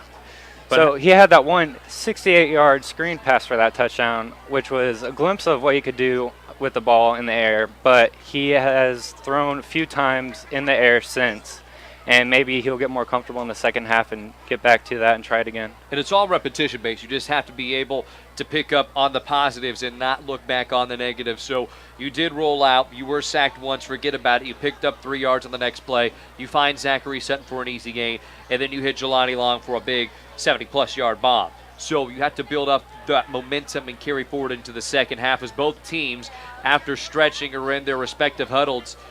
It will be Andover Central kicking the football away. The Purple Dragons, to begin the third quarter of action, will have the football. Purple Dragons in that first half, a singular touchdown from the hands of Ty Roark. In the ground game, seemed to pay dividends as both Jelani Long, Corbin Jefferson, and Brandis Evans all seem to find seams in between the tackles. But it's more so spacing out the defense east to west that has been the issue. And Coach Tom Nicholson elected to go with some underneath routes via the hand/arm of Ty Roark, but nothing was completed outside of that one big pitch and catch to Long. So we may see some quick underneath routes, maybe some drag routes, some hitches, some curls to get Roark going, as you said, Sal. Andover set to kick it away for the Jaguars, who trail by 6. They have not been shut out once this season. The least amount of points they've scored is 7. So stats favor them to at least put up a touchdown in this second half of play. Pittsburgh is going to have to find some offensive stimulant as we head into phase number 2. 6-0 the score. Andover ready to boot it away. And the big right leg kicker undulates the football through the air, end over end, and it goes into the back of the end zone for the touchback. And Corbin Jefferson just watched it sail by, saying, hey, I'm not going to make the effort to go and get it. So the Purple Dragons offense will begin from their own 20-yard line. Ty Roark with some time to calm down in the locker room, maybe talk with Chase Curtis about what he thinks needs to be executed in this second half of action. It's always good to get second opinions, not just from your coaches, but your teammates as well, as Roark will come out in a shotgun formation. Brandis Evans off kilter to the right side. Bunch formation towards the near side. 3 receivers. Roark fakes it to Evans. It'll be delayed, throwing it out to Drew Rolfs. Rolfs has it across the 25, out of bounds at the 27 for a pickup of 7 yards. And that was nearly an illegal pass, as Roark was about half an inch away from the line of scrimmage. Brandis Evans. Tackle made by Jake Taylor. Second down, 1 on the 29. It will be a 2nd down and 1 and a gain of 9 yards, I beg your pardon, as the Jaguars will have 4 down linemen at the crown of the football. Is Hunter O'Connor. Under center is Roark. 2 wide receiver set split. Handoff is to Corbin Jefferson. He has a lead blocker. And Eichenberger, he uses his right hand to guide the offensive lineman forward, but there's a flag at the 30-yard line following the gain of enough to move the chains. And the referee currently talking with the line judge, saying that there was a hold on Pittsburgh, who's already moving backward.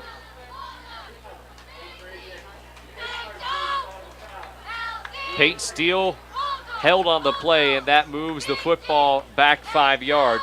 So instead of a 1st down and 10, it will be a 2nd down from inside the 30-yard line. Ball is moved all the way back to the 21. So near the original line of scrimmage. And it will be a 2nd down and nearly 9 to go. Roark will line up under center again. 8 men on the line. Roark lines up under center. He turns around. It'll be a handoff to Corbin Jefferson, who sneaks in between the left hip of the center and the right hip of the left guard and plows forward for a gain of 3 yards across the 21 to the 23. Jefferson with a carry. So a small gain of 3 yards brings up a 3rd and 6. At Siler, I would imagine this is the situation where maybe you flare out 2 or 3 receivers for Roark and try to look for something underneath. That's right, Cameron. Especially after that first play, just coming into the second half, they threw it. So let's see if he's willing to do it again. Trips bunch near side, and it will be a draw. Handoff up the middle to Corbin Jefferson as he tries to kick his left leg and kick off one defender who had locked on and anchored him down, but it's not enough, as Corbin Jefferson's about 4 yards shy of the 1st down marker. 4th down and 5 to go.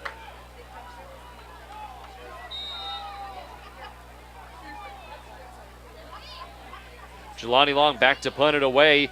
The typical punter is Chase Curtis, so not only do you lose your starting quarterback, but your starting punter. But Jelani Long had a beautiful punt to end the first half as he pinned the Jaguars at their own 1-yard line. Lyman back to return. Long boots it with the right leg. Ball swivels and takes a hop at the 41-yard line of the Jaguars. It continues to tumble inside of the 40 to the 37-yard line. So the Jaguars with decent field position, it's adequate, and they will start the first offensive sequence from them inside their own territory at their own 36. 1st and 10 for the Jaguars from the 36.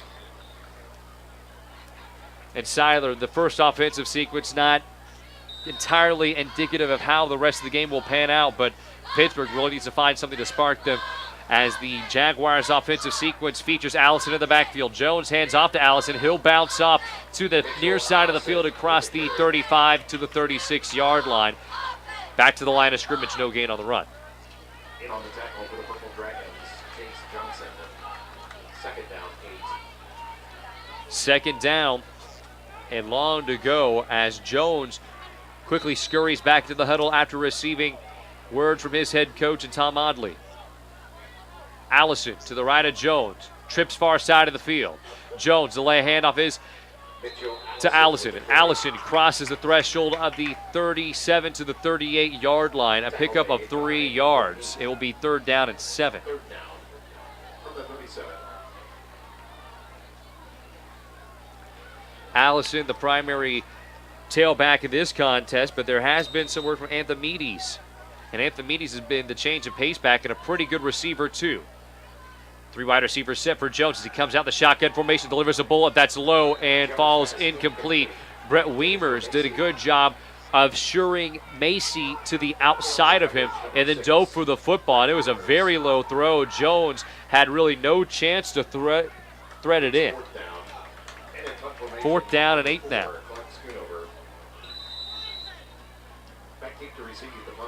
So Joel Kafka, instead of having Corbin Jefferson back with him, is the lone return man, Jelani Long, looking to pressure Schoonover. Schoonover, pressure coming from all sides, gets the kickoff, and it will be a punt that goes to the 30-yard line, takes a hop across the 20, deeper into Purple Dragon territory, and finally touched at the 16.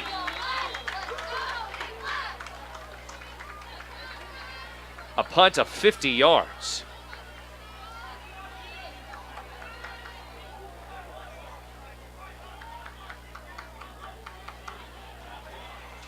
Although the Purple Dragon offense during their first offensive set of the third quarter wasn't particularly bright, they can play keep away if they put the football into the hands of Jelani Long, Corbin Jefferson, and Brandis Evans. That's also an avenue you can take if you don't want to risk going through the air. Rourke lines up under center with a stacked box. 8 men in the box. Rourke rolls out, delivers a throw to the tight end, Jarek Butcher, who's also the outside linebacker. He skids on his knees and is able to grapple the football at the 23-yard line for a gain of 7. Now, there are those short passes you just mentioned, Cameron. Hopefully they keep those going and get the pass game running. 7-yard pickup, and Butcher just ran a simple in route, or should be out route. Rourke will come out the shotgun formation with Evans on his right hip. 4 wide receivers, trips towards the near side. All 3 wide receivers with equal space in between each other. Rourke reads, breaks one tackle as the defense collapsed on him, but then the second effort wraps him up in the backfield for a good loss. DeGarmo there on the sack.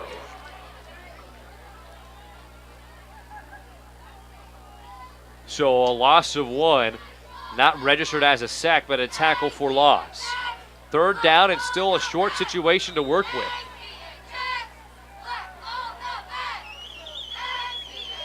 It's 3rd down from the 23. 7:46 remaining in the third quarter of action.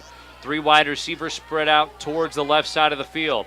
Isolated one-on-one towards the near side of the field is Landon Conrad. Taking the snap is Rourke. Rourke with a good fake. He has enough for the first down as he's tackled at the 28-yard line. First down marker was at the 27. It's a pickup of 5 yards on the run.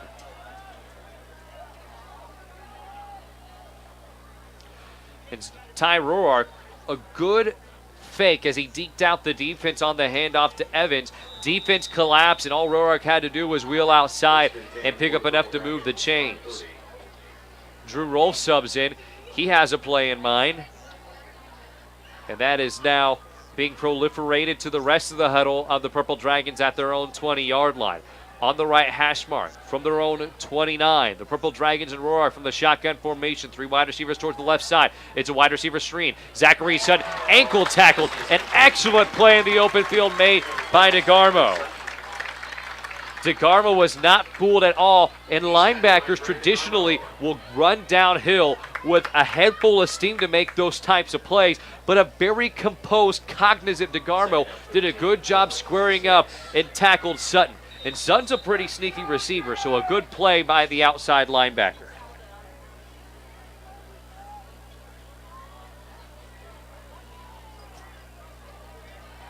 Roark breaks out of the huddle, trips near side. He'll roll outside the pocket on an out route. It's caught. Landon Conrad at the 39-yard line, short of the first down. A pickup of 12.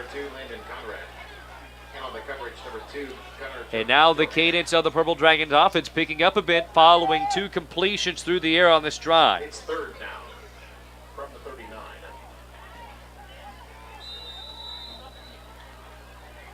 Third down and 1 with 6 minutes remaining in the third quarter of action. The Purple Dragons trying to push forward and break the stalwart defense of the Jaguars that's only allowed a touchdown. I formation.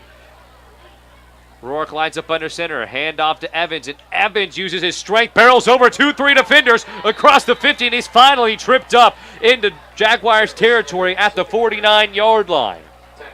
An excellent run by Brandis Evans. He had enough for the first down. That was evident on the field, but it was the second surge in effort that moved him deeper into Andover Central territory and across the 50 to the 49. First down and 10 after a run of 11. 12 yards. In motion from left to right is Jelani Long. Roark fakes it. He'll step up in the pocket. Pocket collapsing, trying to use his feet, and he's tackled at the line of scrimmage, but a flag is down at the 44-yard line of Pittsburgh. Tackle made by Taylor. Now the referee is pointing towards Pittsburgh. This looks like holding country, and it is.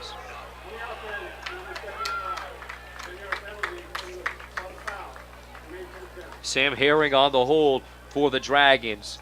And that will force the football back into Pittsburgh's own territory. So instead of being on the 49-yard line of Andover Central, they're all the way on their own 34.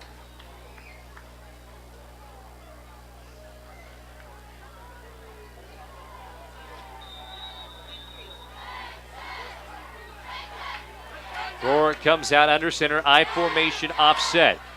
Deuces towards the near side. Roll out for Rourke. It's a read. He pitches it. He has Jelani Long, who tucks his shoulder and tries to barrel into the defense. But as he plowed forward, he was quickly snapped to the turf.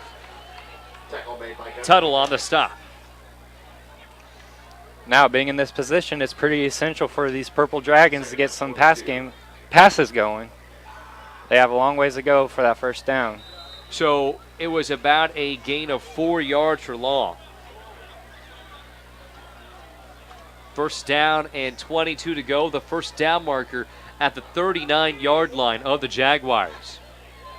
2 receivers set. Pressure coming from the left side. A blitz is underway, but it's a handoff to Evans, who makes one strong cut. He's across the 50, still on his feet, and he's finally dragged down into Jaguars territory once more at the 40-yard line. A beautiful gallop made by Brandis Evans, a 21-yard pickup. Brandis Evans, the ability for the shifty 200-plus pounder to hit the second gear when he reached the second level is unfathomable. 4:14 remaining in the third quarter. 6-0 is the score. The Purple Dragons lead. Andover trying to pose a stop to this Purple Dragon run. Handoff is to Evans. He may have squeaked through to the first down. Ty Cicero says he does. The line judge says he did, as the ball spotted at the 41, which is where the first down marker is at. And now the chain gang will come out onto the field as the referee will make a motion towards the down judge to bring on the markers. And already subbing onto the field is Lyman, as Lyman believes it is a 4th down, and the Jaguars are confident that it will be a 4th down in inches. But then you have to pose the question, the defense for the Purple Dragon has been holding on very well. Is this 4th down territory for Tom Nicholson's group? The chains are out, and it is shy of the first down by a hair. From our perspective, it looks like the nose of the football is right at the first down marker, but I would imagine if you were lined up directly with the sticks, it would be an eyelash length. So 4th and a decameter from the 40-yard line of the Jaguars, feet stomping in the Andover fan section. Roark lines under center. Roark, turn, Evans, stop, second surge, enough to move the chain. Brandis Evans is a bowling ball with legs. My goodness. The ability to turn the legs and chug forward after the initial contest is absolutely staggering. Gain of 3. So the ball's at the 37-yard line. A 1st and 10 for the Purple Dragons, and Roark will come out of shotgun formation. Split back. Corbin Jefferson to the right, Evans to the left. 4 men in the box for the Jaguars. Delayed handoff is to Evans, and Evans chopped down at the knees and wrapped up across the 35 to the 34-yard line as Jake Taylor was there on the tackle. Correction, Thomas there on the tackle. I would say Brandis Evans has been the star of this drive for sure, so I think they need to keep giving him the ball and see what he can do with it. Well, Evans has had the last 3 carries for the Purple Dragons, in total 28 yards.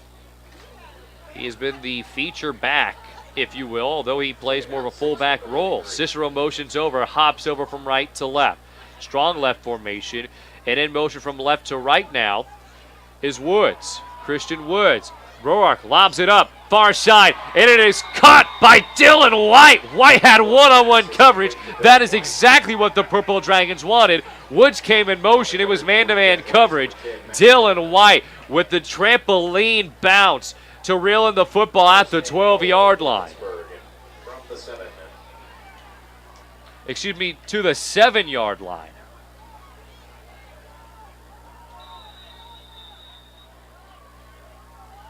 White with his first catch of the ball game, no better time than now. Roark keeps it himself, and he's tossed in the backfield for no gain, maybe a loss of 1. O'Connor on the stop for the Jaguars with 2:17 remaining in the third quarter to 6-0 lead. The Purple Dragons knocking on the front door of Andover Central, and even if the drive is stalled out, there is still a chance for Nathan Neef to kick the field goal. This is in his wheelhouse. It would be a 24-yard attempt currently, as it's 2nd and goal from the 7.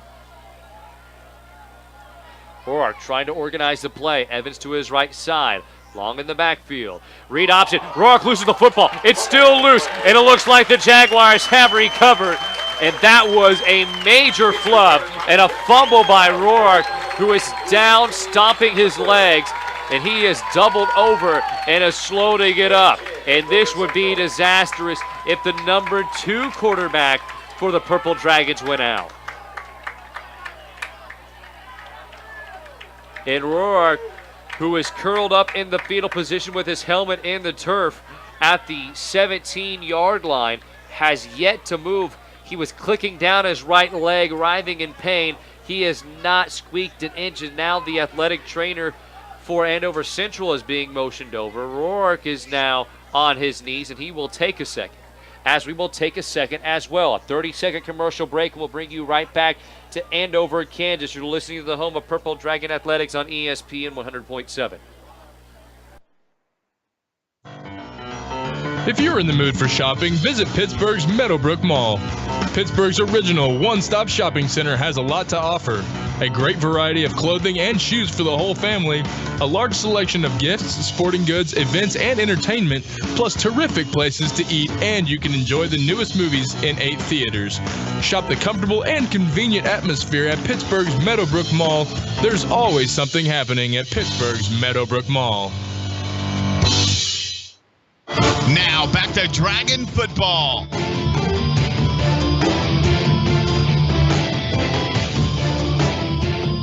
And we welcome you back to the land of Jaguars. Andover Central at home, trailing 6-0 to the Pittsburgh High Purple Dragons. The Dragons starting quarterback Chase Curtis went down on the opening drive, has yet to return. Ty Roark steps in, throws a touchdown to Jelani Long 2 possessions later, and now in the third quarter with a $1:43 left and a drive that's lasted 7 minutes and 12 seconds. Ty Roark fumbles the football in the Jaguars' red zone, and he is slow to get up, still down on the field injured. The trainers are tending to him currently, and this is a situation that's gone from bad to disastrous in the amount of about an hour. And the purple cloak training staff for the Dragons still hovering around Roark. Chase Curtis had a leg injury, and again, I want to add an input.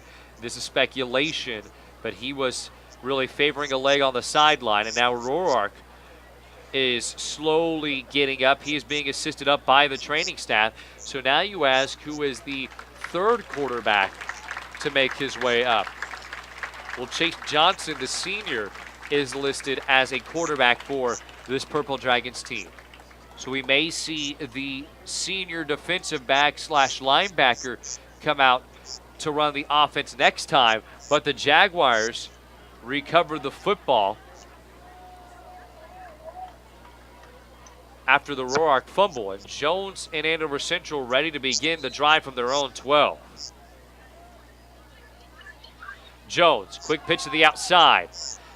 It's Anthemides. Anthemides bounces past the 15, tries to slither back inside the numbers as he was outside the hashes, and is dropped at the 16 for a gain of 4. Tackle made by Joel Kafka.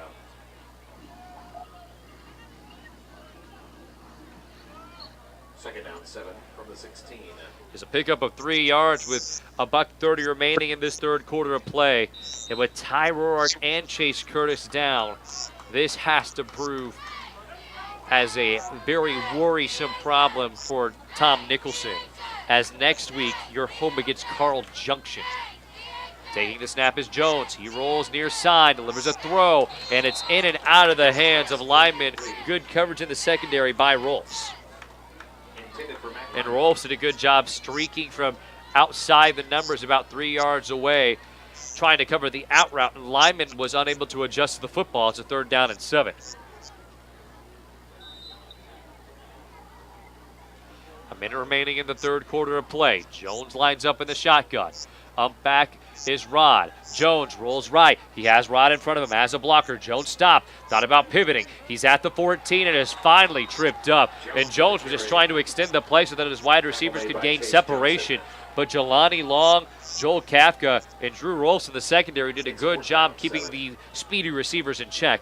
It's a 4th and 7 after the gain of 0.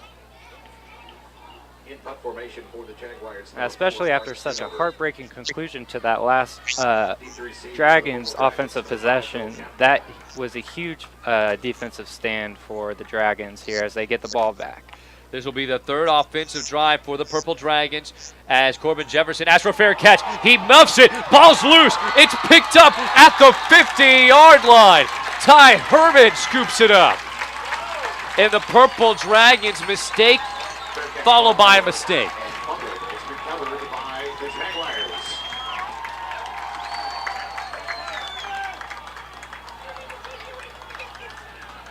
So instead of the 3rd offensive drive in this 3rd quarter for the Dragons, it will be the 3rd offensive set for the Jaguars on their own 49.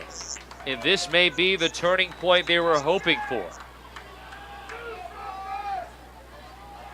Fans screaming, do something to the Jaguars offense. Jones trying to do that. 3-step drop. Time in the pocket. Steps up. Wrapped up from behind and dropped right back at the line of scrimmage as Ty Cicero came screaming in from the 45 to wrap up Jones. And actually it will be a gain of 1 as Jones fell forward.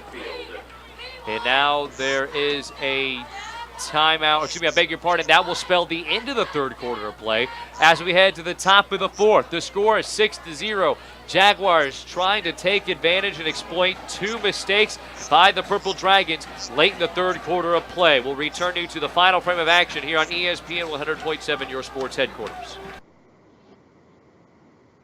Barone's Food Service Incorporated wishes the best of luck to all area athletic teams this season. It has been their pleasure to provide great quality food products to area schools, colleges, and universities in Kansas, Oklahoma, and Missouri.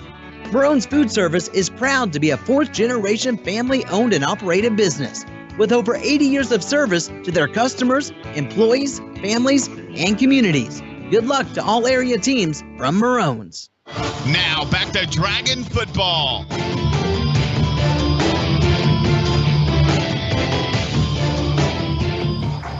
we welcome you back to Andover, Kansas. The score currently 6-0. The Purple Dragons with a slight edge. They've lost their two main quarterbacks, their starter and Chase Curtis, in the reserve and Ty Roark.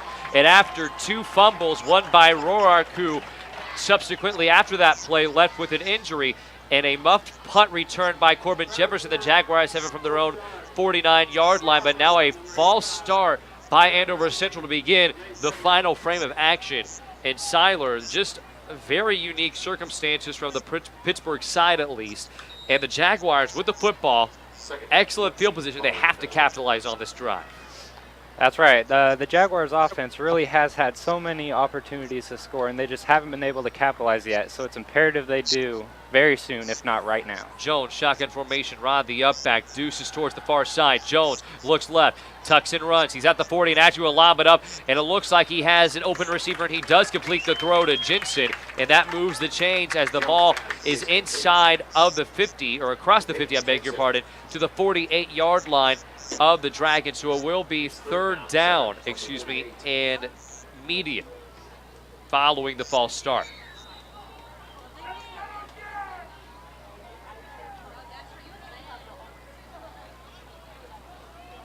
Seven-yard gain. That sets up a 3rd and 7. Two receivers towards the near side for Jones. Jones steps up in the pocket. There's a QB contained.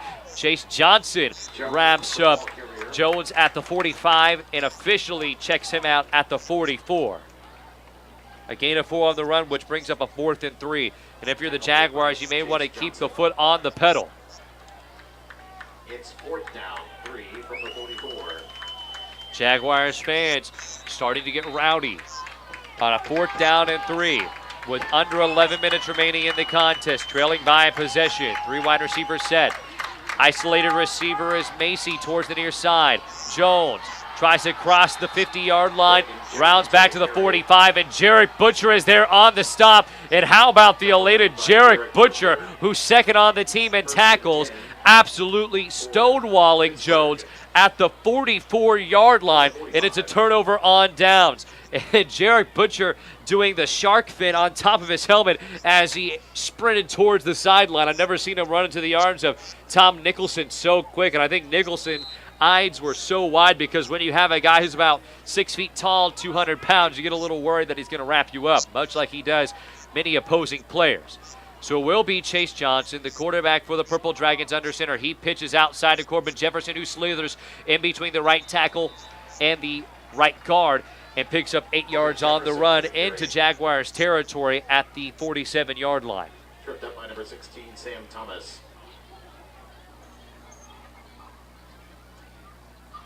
Second down, 2 from the 47.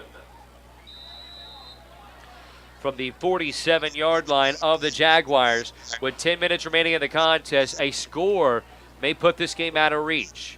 Deuces towards the far side of the field. Evans and Jefferson, the backs. Johnson allowing the clock to trickle away with under 8 on the play clock. He turns. Delayed handoff to Evans, who high steps past one Jaguar defender. He crosses the 40 to the 35-yard line as he ping-ponged off of 3 different defenders to pick up enough to move the chains. Now, so far in this possession, this run game has been very successful, and that's very important considering the 3rd-string quarterback is in right now, and the run game is very important to this Dragons offense. Evans picked up 12 on the run.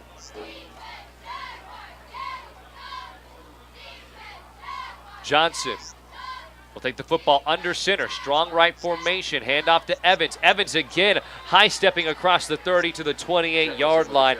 A pickup of 7 yards. And Evans has absolutely gashed and gassed this Jaguars defense. Yes, this has been a great second half for Evans so far, and I hope to see him keep it up.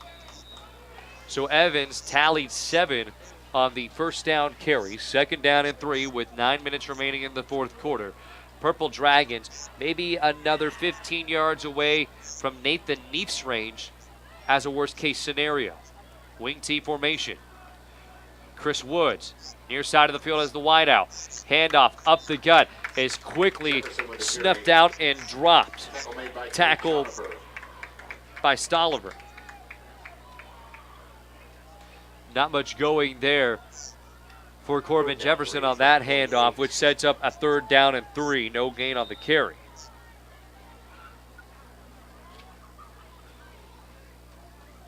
Ty Cicero in the huddle as Dylan White now joins Chase Johnson. Johnson relays the message from White to the rest of his cohorts. The Tribe of Dragons all line up for this 3rd down and 3 with 8:20 remaining in the 4th quarter of play. Johnson, hard count again, turnaround. Evans has it, cuts it, left side, across the 25 to the 24-yard line, and that's enough to move the chains.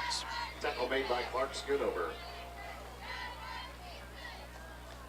And you have to give praise to Evans for his patience in the backfield, waiting for his blocks to develop. A very commendable trait in many halfbacks nowadays is that they allow their offensive line to do the dirty work up front and then take advantage of whatever seam the big guys up front give them. Johnson, 2 wide receivers, far side of the field. And a flag comes in. And the flag was thrown on the backside by the referee, and it's a false start on the Purple Dragons. A 1st and 15 from their own 29-yard line now.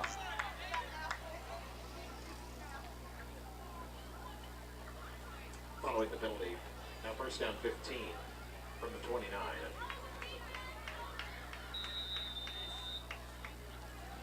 $7:50 remaining in the contest. 6-0 is the score. Johnson will line up under center. 2 receivers out towards the far side of the field, stepping on the 30-yard line. Conrad is the slot receiver. Evans, the fullback. Handoff is to Evans. He makes one solid cut. Now hurdles over one Jaguar, and he's across the 15-yard line and down at the 14. And Brandis Evans showing off that track and field ability. A skitter of 14 yards. Puts the football approximately at the 15, fringe 14, 15-yard line, but it's not enough to make it a 1st down. Evans with that huge hulking 200-plus pound body and maybe 5'10". He's almost like a younger Jerome Bettis, if you will. Maybe not as large as him, but to hurdle like he did is impressive. Chase Johnson fakes the handoff to Evans. Now he'll try to stretch out and sneak closer to the 1st down marker. And it looks like he may have enough for the 1st down as Schoenhofer came crashing in from the near side to drop Johnson. Johnson does not have enough, but Chase Johnson did try to spin out of the initial tackle and stretched out his left arm to put the Pittsburgh Purple Dragons in a position to pick up that fresh set of downs. Johnson will line up under center. Evans, the fullback. Johnson, hard count once. Box is loaded. Handoff to Evans. He has a 1st down. He's across the 10-yard line, deeper into Jaguar territory, and he's finally chopped down at the 7. Brandis Evans with the 2nd and 3rd push has been absolutely instrumental in the success today for Tom Nicholson's crew. Gain of 8 on the ground. This Dragons offense has continued to just pound it up the middle relentlessly over and over, and this offensive line has really given the opportunity for these running backs to get through those open holes and get some good yards. And yes, you do have to credit the Hogs up front. Bentley Bokout, Dalton Gromer, P.J. Montour, Daniel Eichenberger, and Reese Willis have all done their job. Handoff, Evans again. Evans trucks across the 5 to the 4. 3-yard gain. Tackle made by Clark Schoonover. Power running style of offense now as we've seen the dichotomy of this Purple Dragons team change as Johnson is now inserted as the starting quarterback as Chase Curtis, the senior quarterback for this team who has 14 touchdowns on the season, went out in the 1st quarter. Ty Roark with an injury, who was the reserve quarterback, went out last quarter. And now it's Chase Johnson, the senior defensive back / linebacker, starting to manhandle and take control of this offense. Johnson loses the football, and it squeaked out of his hands. Ball is scooped up at the 6-yard line, somehow recovered by Brandis Evans, who has been the do-it-all player tonight. But it's a 3rd down and 6. This is in Nathan Neef's wheelhouse. He's been able to convert a field goal from 39 yards before in his career. It's a 3rd and goal from the 6-yard line, and I doubt Coach Nicholson is going to elect to pass in this situation. And a timeout is called by the Purple Dragons with 4:38 remaining in the contest. 6-0 is the score. We're heading towards the nail-biting portion of this contest. Stick tuned for the final 4:30 of the ball game. We'll bring you back to Andover, Kansas following these messages on ESPN 100.7, your sports headquarters. Advanced technology, comprehensive quality care. That's Canar Eye Care. We have the newest technology, but we never lose sight of what's most important, our patients. Eye care has changed dramatically in recent years, and we've been there for you every step of the way. At Canar Eye Care, patients spend time with doctors. Total eye care from contact lenses, including bifocal contacts, treatment of disease, and surgical co-management. Canar Eye Care, the clear choice. Find them fast in names and numbers. Now back to Dragon football.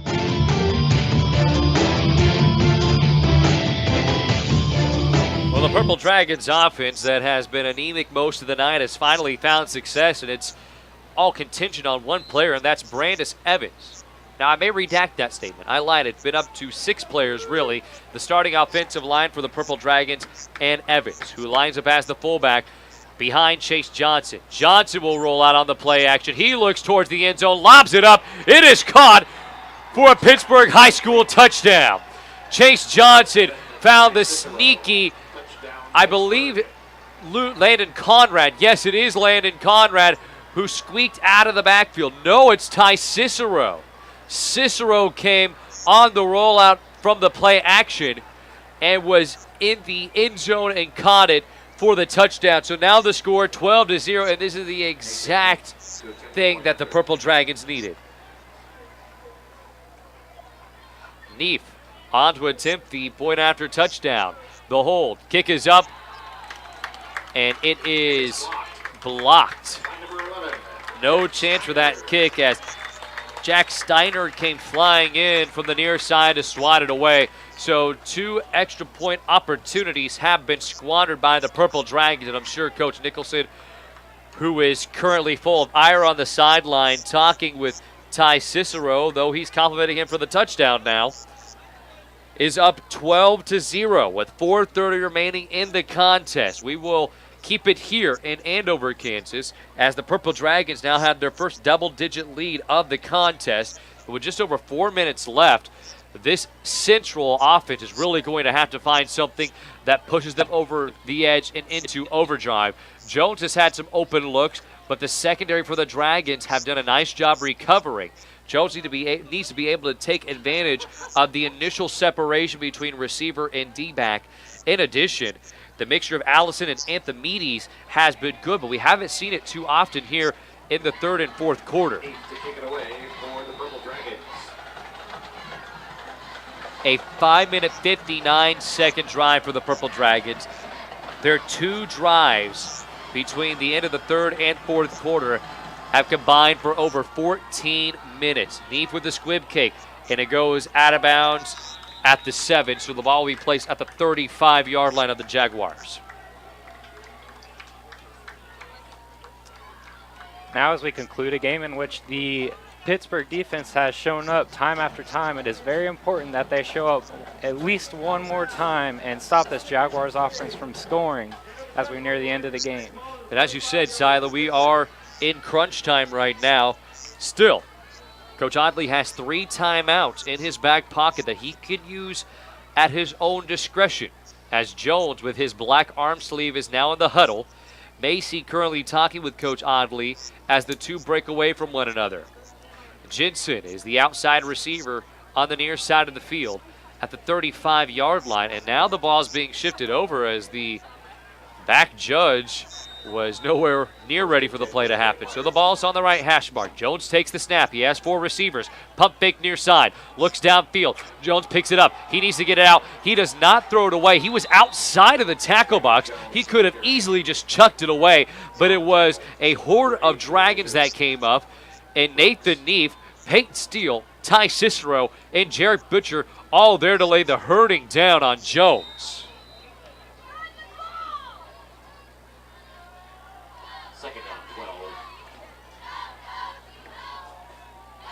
Jones, loss of 2 on the sack. Fourth sack of the night for the Purple Dragons. Off the triggering of the play, Jones finds Jensen on an out route towards the far side of the field. He crosses the 45 and nearly gets to midfield. And he will be spotted right at the 50-yard line. As the umpire tonight moved the football from the 49 to the 50 to the 49 again, and then finally back to the 50.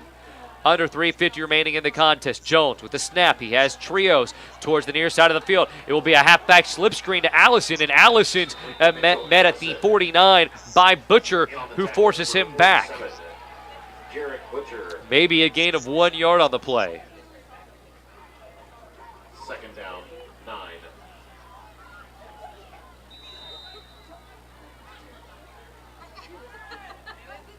So Allison, 1 yard on the play. Jones triggers. He rolls near side, lobs it up. He has an out route open receiver in Jensen, who mishandles the football. He made eye contact with the pigskin, but then cocked his head upfield. He was not ready for the pass.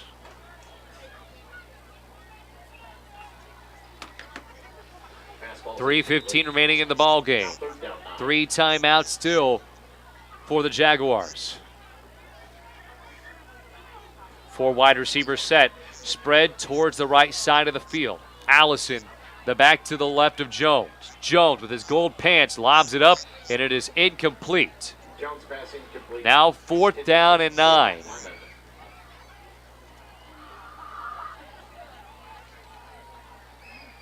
And this could be the turning point in this contest right here. If Jones is unable to pick up the first down, Coach Odley still has 3 timeouts, but the Purple Dragons have found pronounced success with the ground game, especially with Brandis Evans.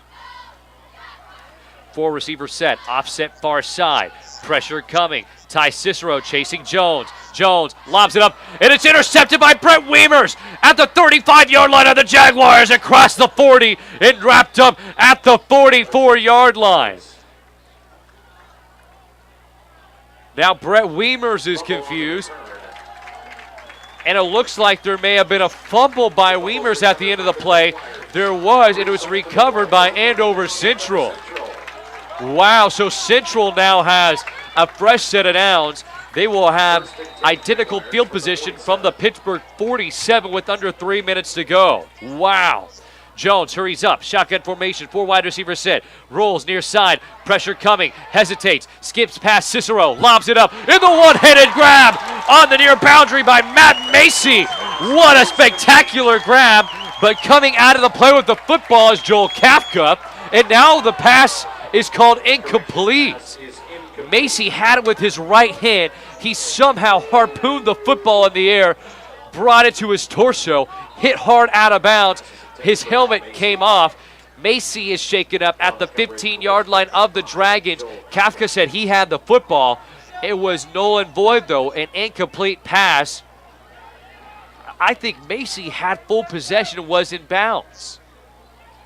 A very interesting call by the referee who made the final decision, and the side judge, who was all the way back at the 20-yard line, said it was an initial catch.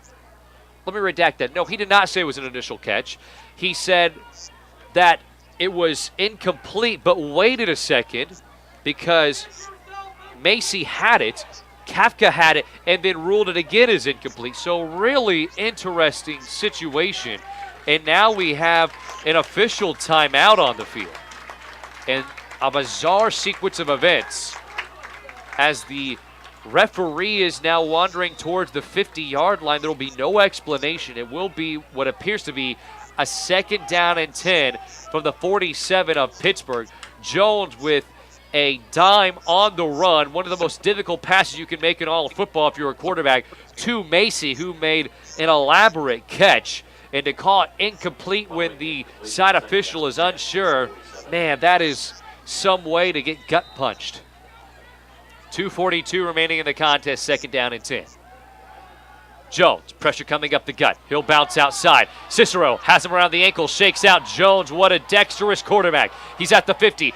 Lateral pass. He has it to Jensen. Jensen across the 30 and down at the 29-yard line. 18-yard pickup. The gain good enough for another Jaguar first down. First and 10, Andover Central from the 30. Time still trickling away. Under 2:30 remaining in the fourth quarter of play. 12-0 is the score. The Jaguars trail double digits. Trips, far side. Jones steps up, delivers a stripe, and the frozen rope pass over the middle to lineman on the shallow cross falls incomplete. Good coverage by Weimers in the secondary.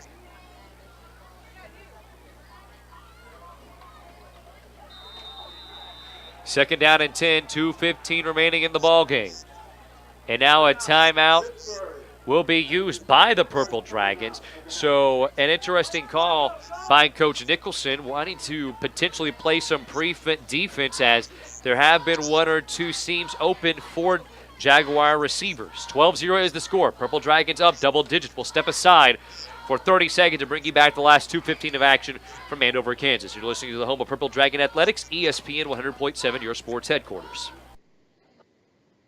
Since 1945, Tri-State Building has been helping build the four-state area, providing quality construction services and dependability at competitive prices. Tri-State Building has a reputation as a general contractor and an authorized Butler builder, which holds experience, quality, and reliability above all other considerations. Tri-State Building has built a multitude of projects and is your full-service design build contractor that can take you from concept to grand opening. For an honest and proven contractor, call us, Tri-State Building. Now back to Dragon football. It's been a mesmerizing fourth quarter in Andover, Kansas, as the hometown Jaguars trail by 12, but that is not the story. As the offensive sequence for Andover Central is about to begin, it's a second down and 10 from the Pittsburgh's 30-yard line. Ball's on the right hash. Jones takes the snap.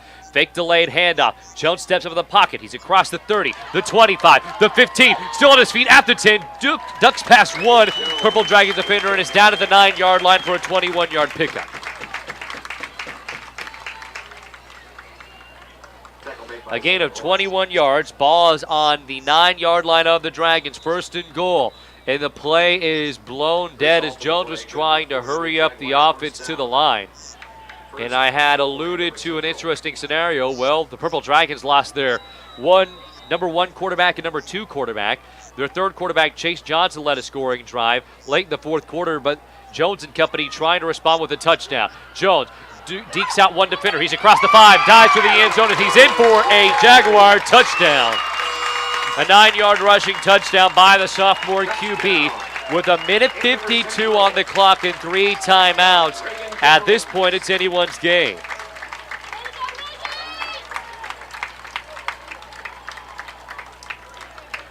Jones and company, what a sterling drive late in the fourth quarter. They started the drive with 4:31 remaining as Schoonover slides over for the point after touchdown attempt. The snap, the hold, the kick is up, and it splits the pipes. We will keep it here in Andover, Kansas for a quick recap. If you're just joining us on the dial on ESPN 100.7 or our live stream on K-Preps with Shelby White back at our KSHQ studios alongside Alexander Seiler, I'm Cam Molina. Chase Curtis, 14 total touchdowns on the season for the Dragons, goes out during the first offensive series for Pittsburgh. Ty Roark subs in. His first offensive drive, he hooks it with Jelani Long for a 76-yard touchdown.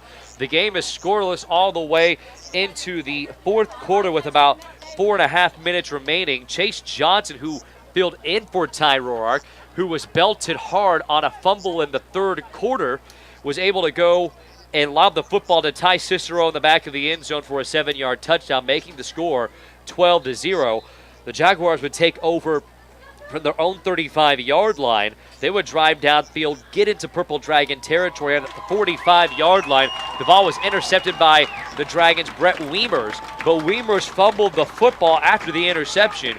So the Jaguars, a null and void play, started from Pittsburgh 47, and then it was a simple 3-play drive that went 47 yards for a Jaguar touchdown. It's a 5-point contest under 2 minutes to go. Purple Dragons trying to avoid their second loss on the season, Andover looking for their first win since the game against Abilene where they dropped 48 points. Schoonover, the onside kick attempt is high up in the air. A jump ball, and it goes out of bounds. So it will be Dragon football. And Schoonover had a good amount of arc and air underneath the kick, but it went foul, if you will. A minute 52 left in the contest. 3 timeout for Coach Audley.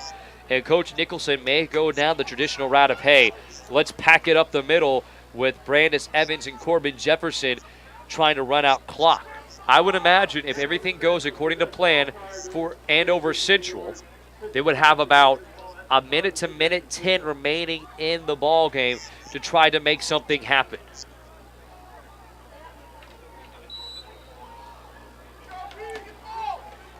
Johnson lines up under center. One wide receiver towards the far side of the field.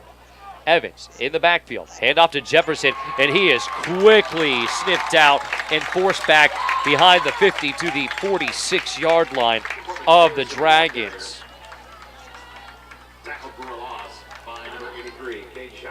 Schoenhofer on the stop with 1:47 remaining in the ball game. It's a timeout by Andover Central. 12-7 the score. And Siler, we have been in for a treat. What we expected to potentially be a blowout entering the ball game because Chase Curtis and company last year steamrolled this team by 52 points had been a real dogfight. That's right. This game has been a roller coaster of emotions, so to say, as it began with, the Pittsburgh Dragons really seemed poised to take a good lead on this game, and then obviously Chase Curtis went out, which was a big blow to the team, and then Ty Roark, the backup quarterback as well. So now, even in the face of adversity, the Dragons have still prevailed, and they're in crunch time, and I think they should be able to get one more first down and then be able to run out the clock. So it's a second down 11 with a $1:47 remaining in this contest. I laughed to hear remarks sigh about the roller coaster of emotion. It reminded me of the Anchorman quote. I'm in a glass case full of emotion. That's right. That's right. It's a second down 11. I had to quote a movie at least once. Yes. Good quote. Good quote. Johnson, turnaround, handoff. Jefferson slips one tackle and is down across the 45 to the 44-yard line. So a third down and 4 to go. A pickup of 7 on the run by Jefferson. And a timeout used by Coach Audley. 1 timeout remaining for Andover Central on a third down and 5 coming up. It was a correction on the carry. It was a pickup of 6 yards, not 7 yards. Purple Dragons huddled over near the line of scrimmage at the 50-yard line discussing their next course of action. And right now, Central is stacking the box entirely. There's one safety deep, and that's Schoenhofer.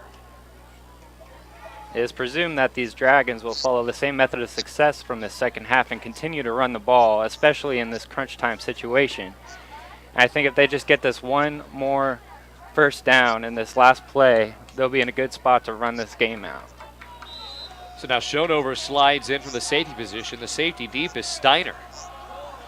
It's third down. 8 men in the box, 9 men in the box now. Under center, Johnson, hard count, and there was a flinch by the Purple Dragons.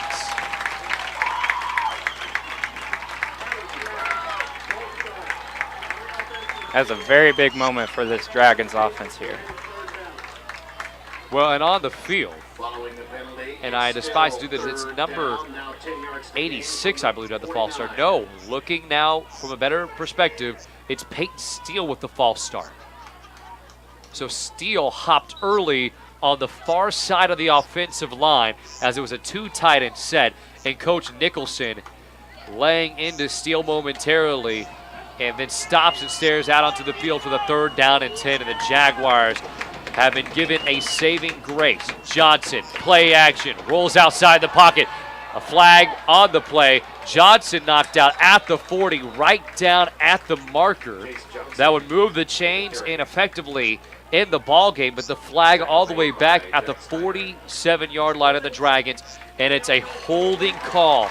Late game execution absolutely obliterating the chances for the Dragons.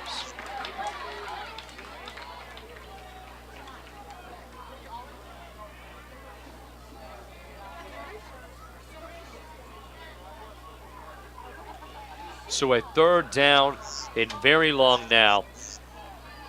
As the flag was at the 47, the football will go all the way back to the 37-yard line. Following the penalty, it's A very huge turn of events for this Pittsburgh offense here. now 22 yards. Well, it's a third down and 22 now.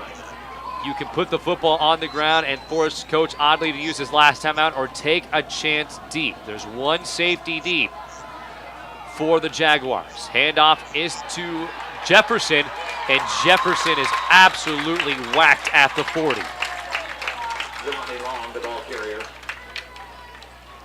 So a pickup of 3 yards on the carry, and it's a fourth down and 20 plus to go. And now the referee is stepping out, and it's a face mask on Andover Central. I did not see the flag on the field, but the Dragons staff was absolutely irate following the conclusion of the play, and that is why they wanted the flag thrown. So the flag goes out. It's a face mask. And it's a third down and 15 for the Purple Dragons. Still not a very manageable situation with Chase Johnson leading the pack as the clock continues to run. And no, I don't think the clock is supposed to run in this situation. I think it needs to be stopped because it was a dead ball because of the flag. It should have been a dead ball, that's right. So the referee makes his way over to Coach Audley. And Coach Audley saying, hey, well, look at the clock. There's 122. We need that reset to 125. The referee agreeing with Coach Audley, or at least nods of acknowledgement. Coach Audley doesn't look like he's getting the answer he wants as he adjusts his headset with his white polo and the Jaguar logo on the left side of the shirt. And at this point in the game, Andover Central needs every second they can get.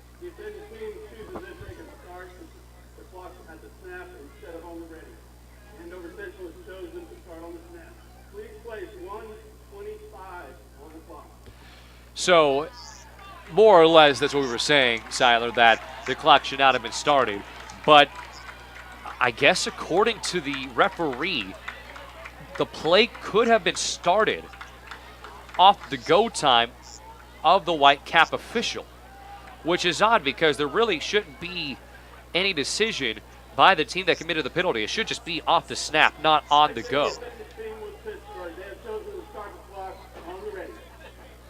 Well, now the referee is saying that the Dragons are choosing to start the clock on the ready. That is very strange. I've never seen that happen before. So a lot of confusion as now Coach Audley is talking with the line judge saying, do you know what's going on? But now he seems content, so obviously he received an explanation that was worth his time. Third down and 15, a minute 9 to go, 8 seconds on the play clock. Conrad comes in motion. Johnson from the shotgun. Trips towards the near side of the field, and a flag comes in. It's a false start on the Dragons again, make it third down and 20.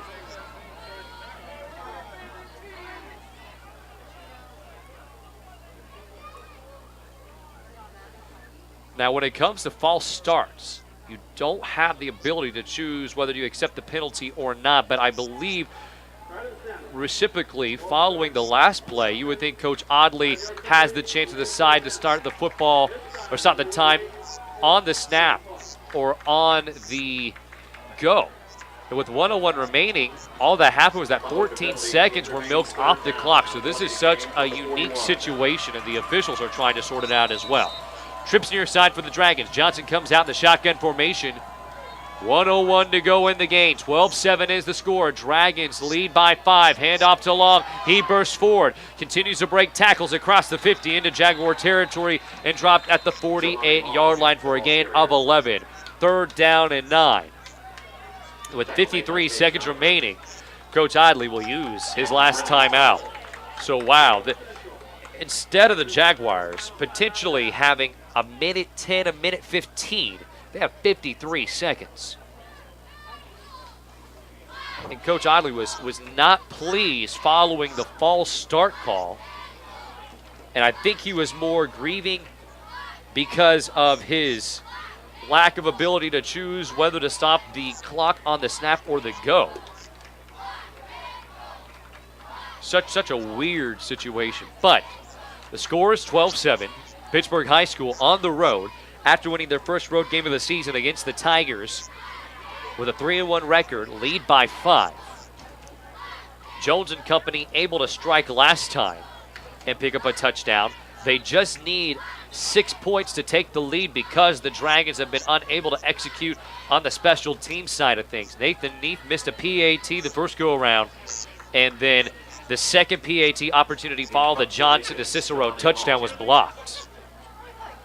Lyman is set to return. He's at his own 16-yard line. Long will have to give this punt his all. High snap. Long from the 40-yard line. A high arcing punt that oscillates in the night sky, and it's picked up at the 17-yard line by Lyman with 45 seconds on the clock.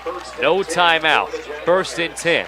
The thing about high school and collegiate football, though, the clock doesn't go until the referee gives the go. Once the ball is set, that's when the clock starts. So once the pass is caught and the receiver goes down, time stops. So feasibly, a chance to drive downfield 82 yards and win this game for the walk-off touchdown. Spread offense. Jones takes the shotgun snap. Looks, rolls right, lobs it, far side, up in the air, incomplete.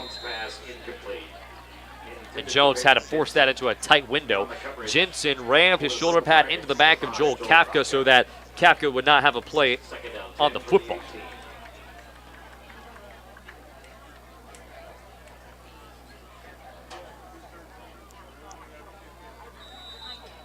Make sure to stick around for the post-game report. We will provide a synopsis for tonight's matchup as well as some statistics and a look forward to next week and potentially an interview by Pittsburg High School head football coach Tom Nicholson as Jones steps up. Frozen rope that is dropped by Lyman right off of his hand. The throw was on target to the numbers. Lyman just lost his focus. 3rd down and 10. 33 seconds left in the contest. And now the Andover Central fan base, 1 or 2 parents or siblings or just overall onlookers starting to leave the stadium. Jones takes the snap for wide receiver set. He looks downfield. Pressure coming. He rolls right. Reverses direction. Gets into a sticky situation. Somehow gets out. He's across the 50 to the 20. The 25. Hesitates. Duck back in between Chase Johnson and Jensen at the 30 and goes out at the 32-yard line. What a superb run by the sophomore quarterback. Folks, keep your ears and eyes open for Reagan Jones, Andover Central's quarterback, because he's about to make some serious waves in the next 2 seasons.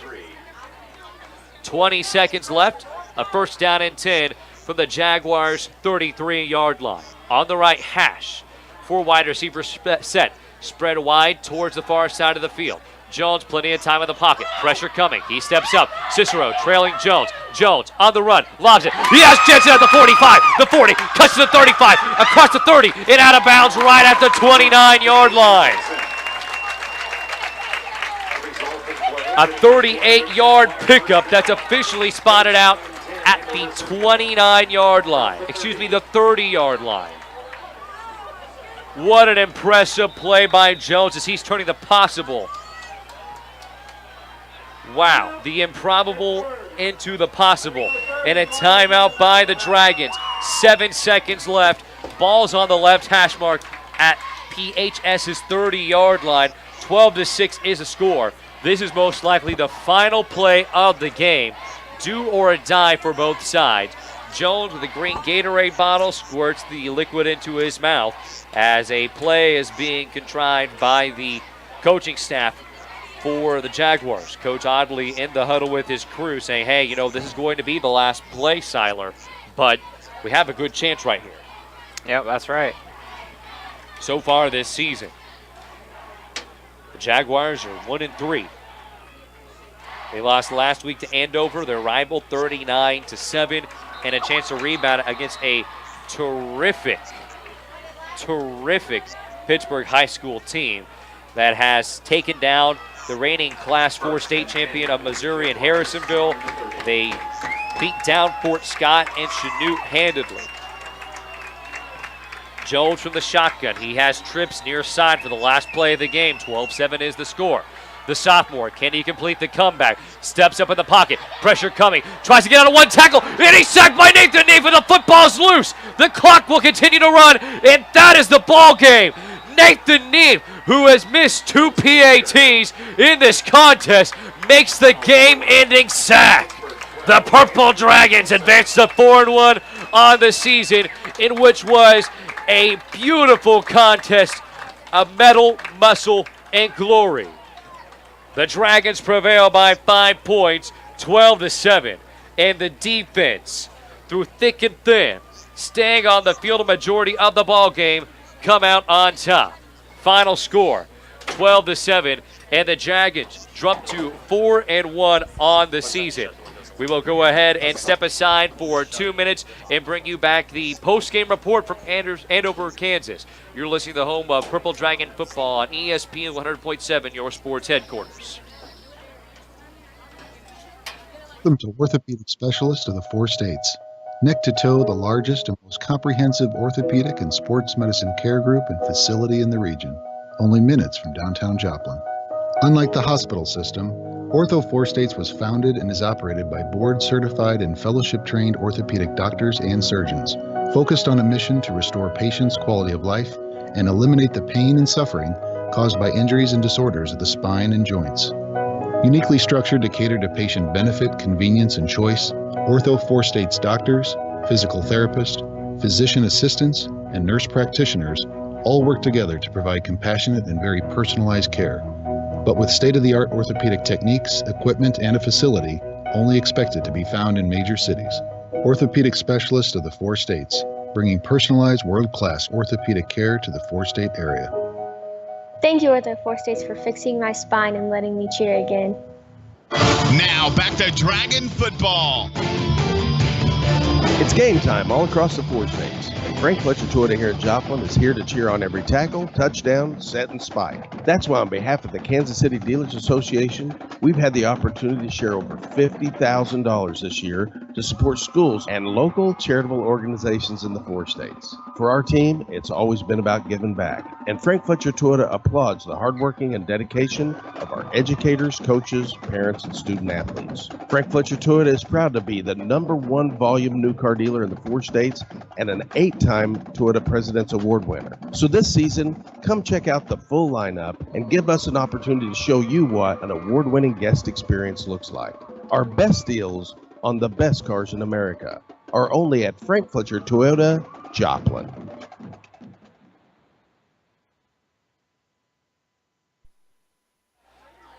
And we welcome you back to Andover, Kansas, where the final score, 12-7.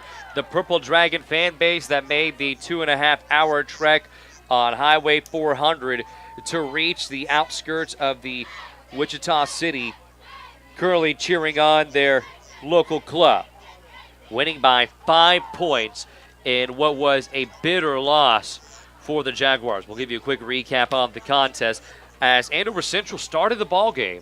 From their own 35-yard line, they went with a 3-and-out. Pittsburg High School would take control from their own 25-yard line. Quarterback Chase Curtis against Fort Scott last week had 5 touchdowns, 3 through the air, 2 on the ground. But fourth play of the drive, Curtis goes out with an injured leg, and that's speculation, but he was carted off the field. The Dragons would not score until 1:57 remaining in the first quarter as Ty Roark, the backup quarterback, found Jelani Long on a 2-play, 76-yard touchdown drive that went 39 seconds. And it was just a simple swing pass to Long, and Long did everything by himself to pick up the additional yardage and the score. The PAT was no good, 6-0 at that point. Jaguars would still struggle throughout most of the first half and not put up a single point. So at intermission, 6-0 was the score. And now the Dragons with the football with about 12 minutes to go in the third quarter of action, unable to do much with the rock. And then after losing the football Ty Roark has the football in Jaguar territory It's a red zone opportunity. He fumbles the pigskin, and it's a turnover. But in addition, Roark is injured. So the second-string quarterback for the Dragons leaves the contest with an injury. So that leaves the third-string quarterback and Chase Johnson having to step up. But the Jaguars have an excellent opportunity to score following the turnover and the fact that now a offense that cannot truly perform to its highest potential is somewhat inhibited by the lack of their starting quarterbacks. But the Dragons would do well as they would start their third drive of the third quarter from their own 45-yard line. They would eat up about 6 minutes off the clock and score as Chase Johnson on a simple bootleg found Ty Cicero for the touchdown, 12-0 at that point. But Andover Central was not going to go into the night quietly, as Coach Oddly did a great job making adjustments throughout the entire game. And you have to give all the praise in the world for the Jaguars, especially their defense, for locking down nearly everything the Dragons did. And I know you can play devil's advocate and say, hey, the Dragons lost their two starting quarterbacks, including one that has nearly 15 touchdowns on the season. But the Jaguars defense still did an excellent job showing up. But Jones and company rushed downfield, and Jones was able to run into the end zone for a touchdown following an odd sequence of plays. Either way, the score at that point, 12-7. And with all three timeouts exhausted, Coach Oddly and company ended up getting the football back. They would have the football from the Dragons' 30-yard line, but would succumb to the pressure of Nathan Neef, who recorded the game-winning sack. Final score, 12-7, as head coach Tom Nicholson for the Purple Dragons is making his way towards the top of the press box. So we will have a post-game interview. Make sure to stick around. But we will step aside for 1 minute and bring you back that interview here on your sports headquarters, ESPN 100.7.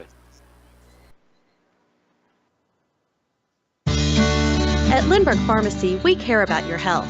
From a qualified and caring staff to services like our Time My Meds and MedPack programs, Lindbergh Pharmacy provides personalized service you can count on. Refill prescriptions online at lindberghpharmacy.com or on your smartphone with our free Lindbergh Pharmacy mobile app. You can also sign up for our text alert program and we'll text or email you when your prescription is ready. Can't make it to us? We'll deliver your medications right to your door. Lindbergh Pharmacy, now 2 locations to serve you. No one wants to file for bankruptcy, but a wage garnishment can make it hard to pay the rent, pay the pharmacy, or even feed the family. Bankruptcy can be a viable option to help families cope with unfortunate and unforeseen financial hardship. Call Steve Stockert at Wilbert & Towner, 620-231-5620 for a consultation to find out if bankruptcy is the right choice for you and your family. Call today. Wilbert & Towner, a full-service law firm, 620-231-5620. We are a debt relief agency, helping people find the relief they need in bankruptcy. Now back to Dragon football. We welcome you back to Andover, Kansas for the last time. Cam Molina joined by Pittsburg High School head football coach Tom Nicholson. Coach, a lot of adversity in this contest, and I know that's an understatement, losing your 2 quarterbacks on the depth chart in Chase Curtis and Ty Rourke, but how impressed were you by the rest of the guys stepping up? Well, you know, you talk to them all season, all off season about doesn't matter where you are on the depth chart, you're only a couple snaps away, and boy, was it proved tonight. It literally took everybody on that sideline to win this game. It was far from pretty. It was not a beauty contest, but the heart, the determination that those kids showed was makes you damn proud. Definitely makes you proud, Coach. I think one guy that stood out to me was Brandis Evans, not only defensively but offensively tonight, picking up hard-earned yards, and it just never seems like he's willing to stop, always moving his legs to make sure you guys are in a position to win. Yeah, the third quarter, that drive, I don't know how long that drive was, but it was most of the third quarter when the play Ty gets hurt on and we fumble, and that was just the Brandis Evans drive. We threw one pass to Dylan White, and other than that, it was just Brandis grinding, fighting, O-line getting off, staying on blocks, but man, is he a tough runner. He is so low to the ground and strong, and it just, you get at a loss for words. Him along with the whole team played their tails off, but the second half, that kid showed some heart.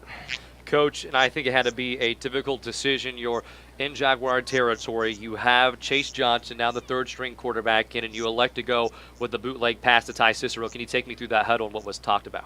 Well, our kicking game was just off a little bit tonight. Just happens. Neef was chasing number 8 around all night. He was tired. I just thought we could get it, and it was a good rollout. Offensive line did a great job. They're running a 6-man front and brought one more linebacker. They picked him up. Brandis did a good job giving us the edge, and the play was designed to go to Jarek Butcher running to the back pylon, and Chase saw that was covered up, and Sis made it all the way across to the front pylon and hit him with a good shot, and it was a great catch. So, and Sis was playing on a bad ankle. He probably, he didn't play most of the first half because he couldn't hardly walk on it, and he just gutted it out for his teammates, and it was a great play. Coach, it was later on in the game that Jones, the quarterback for the Jaguars, really started to get going, and you could tell your defense was fatigued because they were chasing him around all night. The offense really couldn't stay out there too long, but can you talk about how proud you are about the defense stepping up tonight? Oh, they won the game for us. I mean, they won the game. They played their tails off. We had the ball the whole third quarter. They had the ball the whole fourth quarter, and always seemed like every time we were going to get it back, we muff a punt, we don't convert, we get a false start, whatever it may be, we just kept giving them the ball back with mistakes. But they did. They won the game for us. To only give up one touchdown to that squad that, they can spread you out. They got playmakers. Quarterback was moving very well in the pocket tonight. I mean, he wore our first and second defensive lines out chasing him all night long, but couldn't have been more proud of what the defensive coaches did and just how the kids played, just the effort. I mean, they never quit. I know they were dog tired. They just kept plugging away and kept fighting, and then got a sack there on that last play to seal it. Well, Coach, congratulations on the win. I know this win has to be a bit less exciting considering the circumstances, but either way, you moved to 4-1 on the season. You get ready to take on Carl Junction. I appreciate the time. Thank you very much, guys. Be safe going home. Thank you. You too. Once again, that was Pittsburg High School head football coach Tom Nicholson on the post-game interview. Final score from Andover, Kansas, 12-7. The Purple Dragons eke out a win on the road. They are now 2-1 in enemy territory this season, and they will take on Carl Junction at home next week. And a lot of questions up in the air between Chase Curtis and Ty Roark, whether one or either will be ready for that matchup. Again, a 5-point victory for the Dragons and a nail-biter at the Jaguars fall in the contest. Special thanks back to the KSHQ studios where Shelby White's at.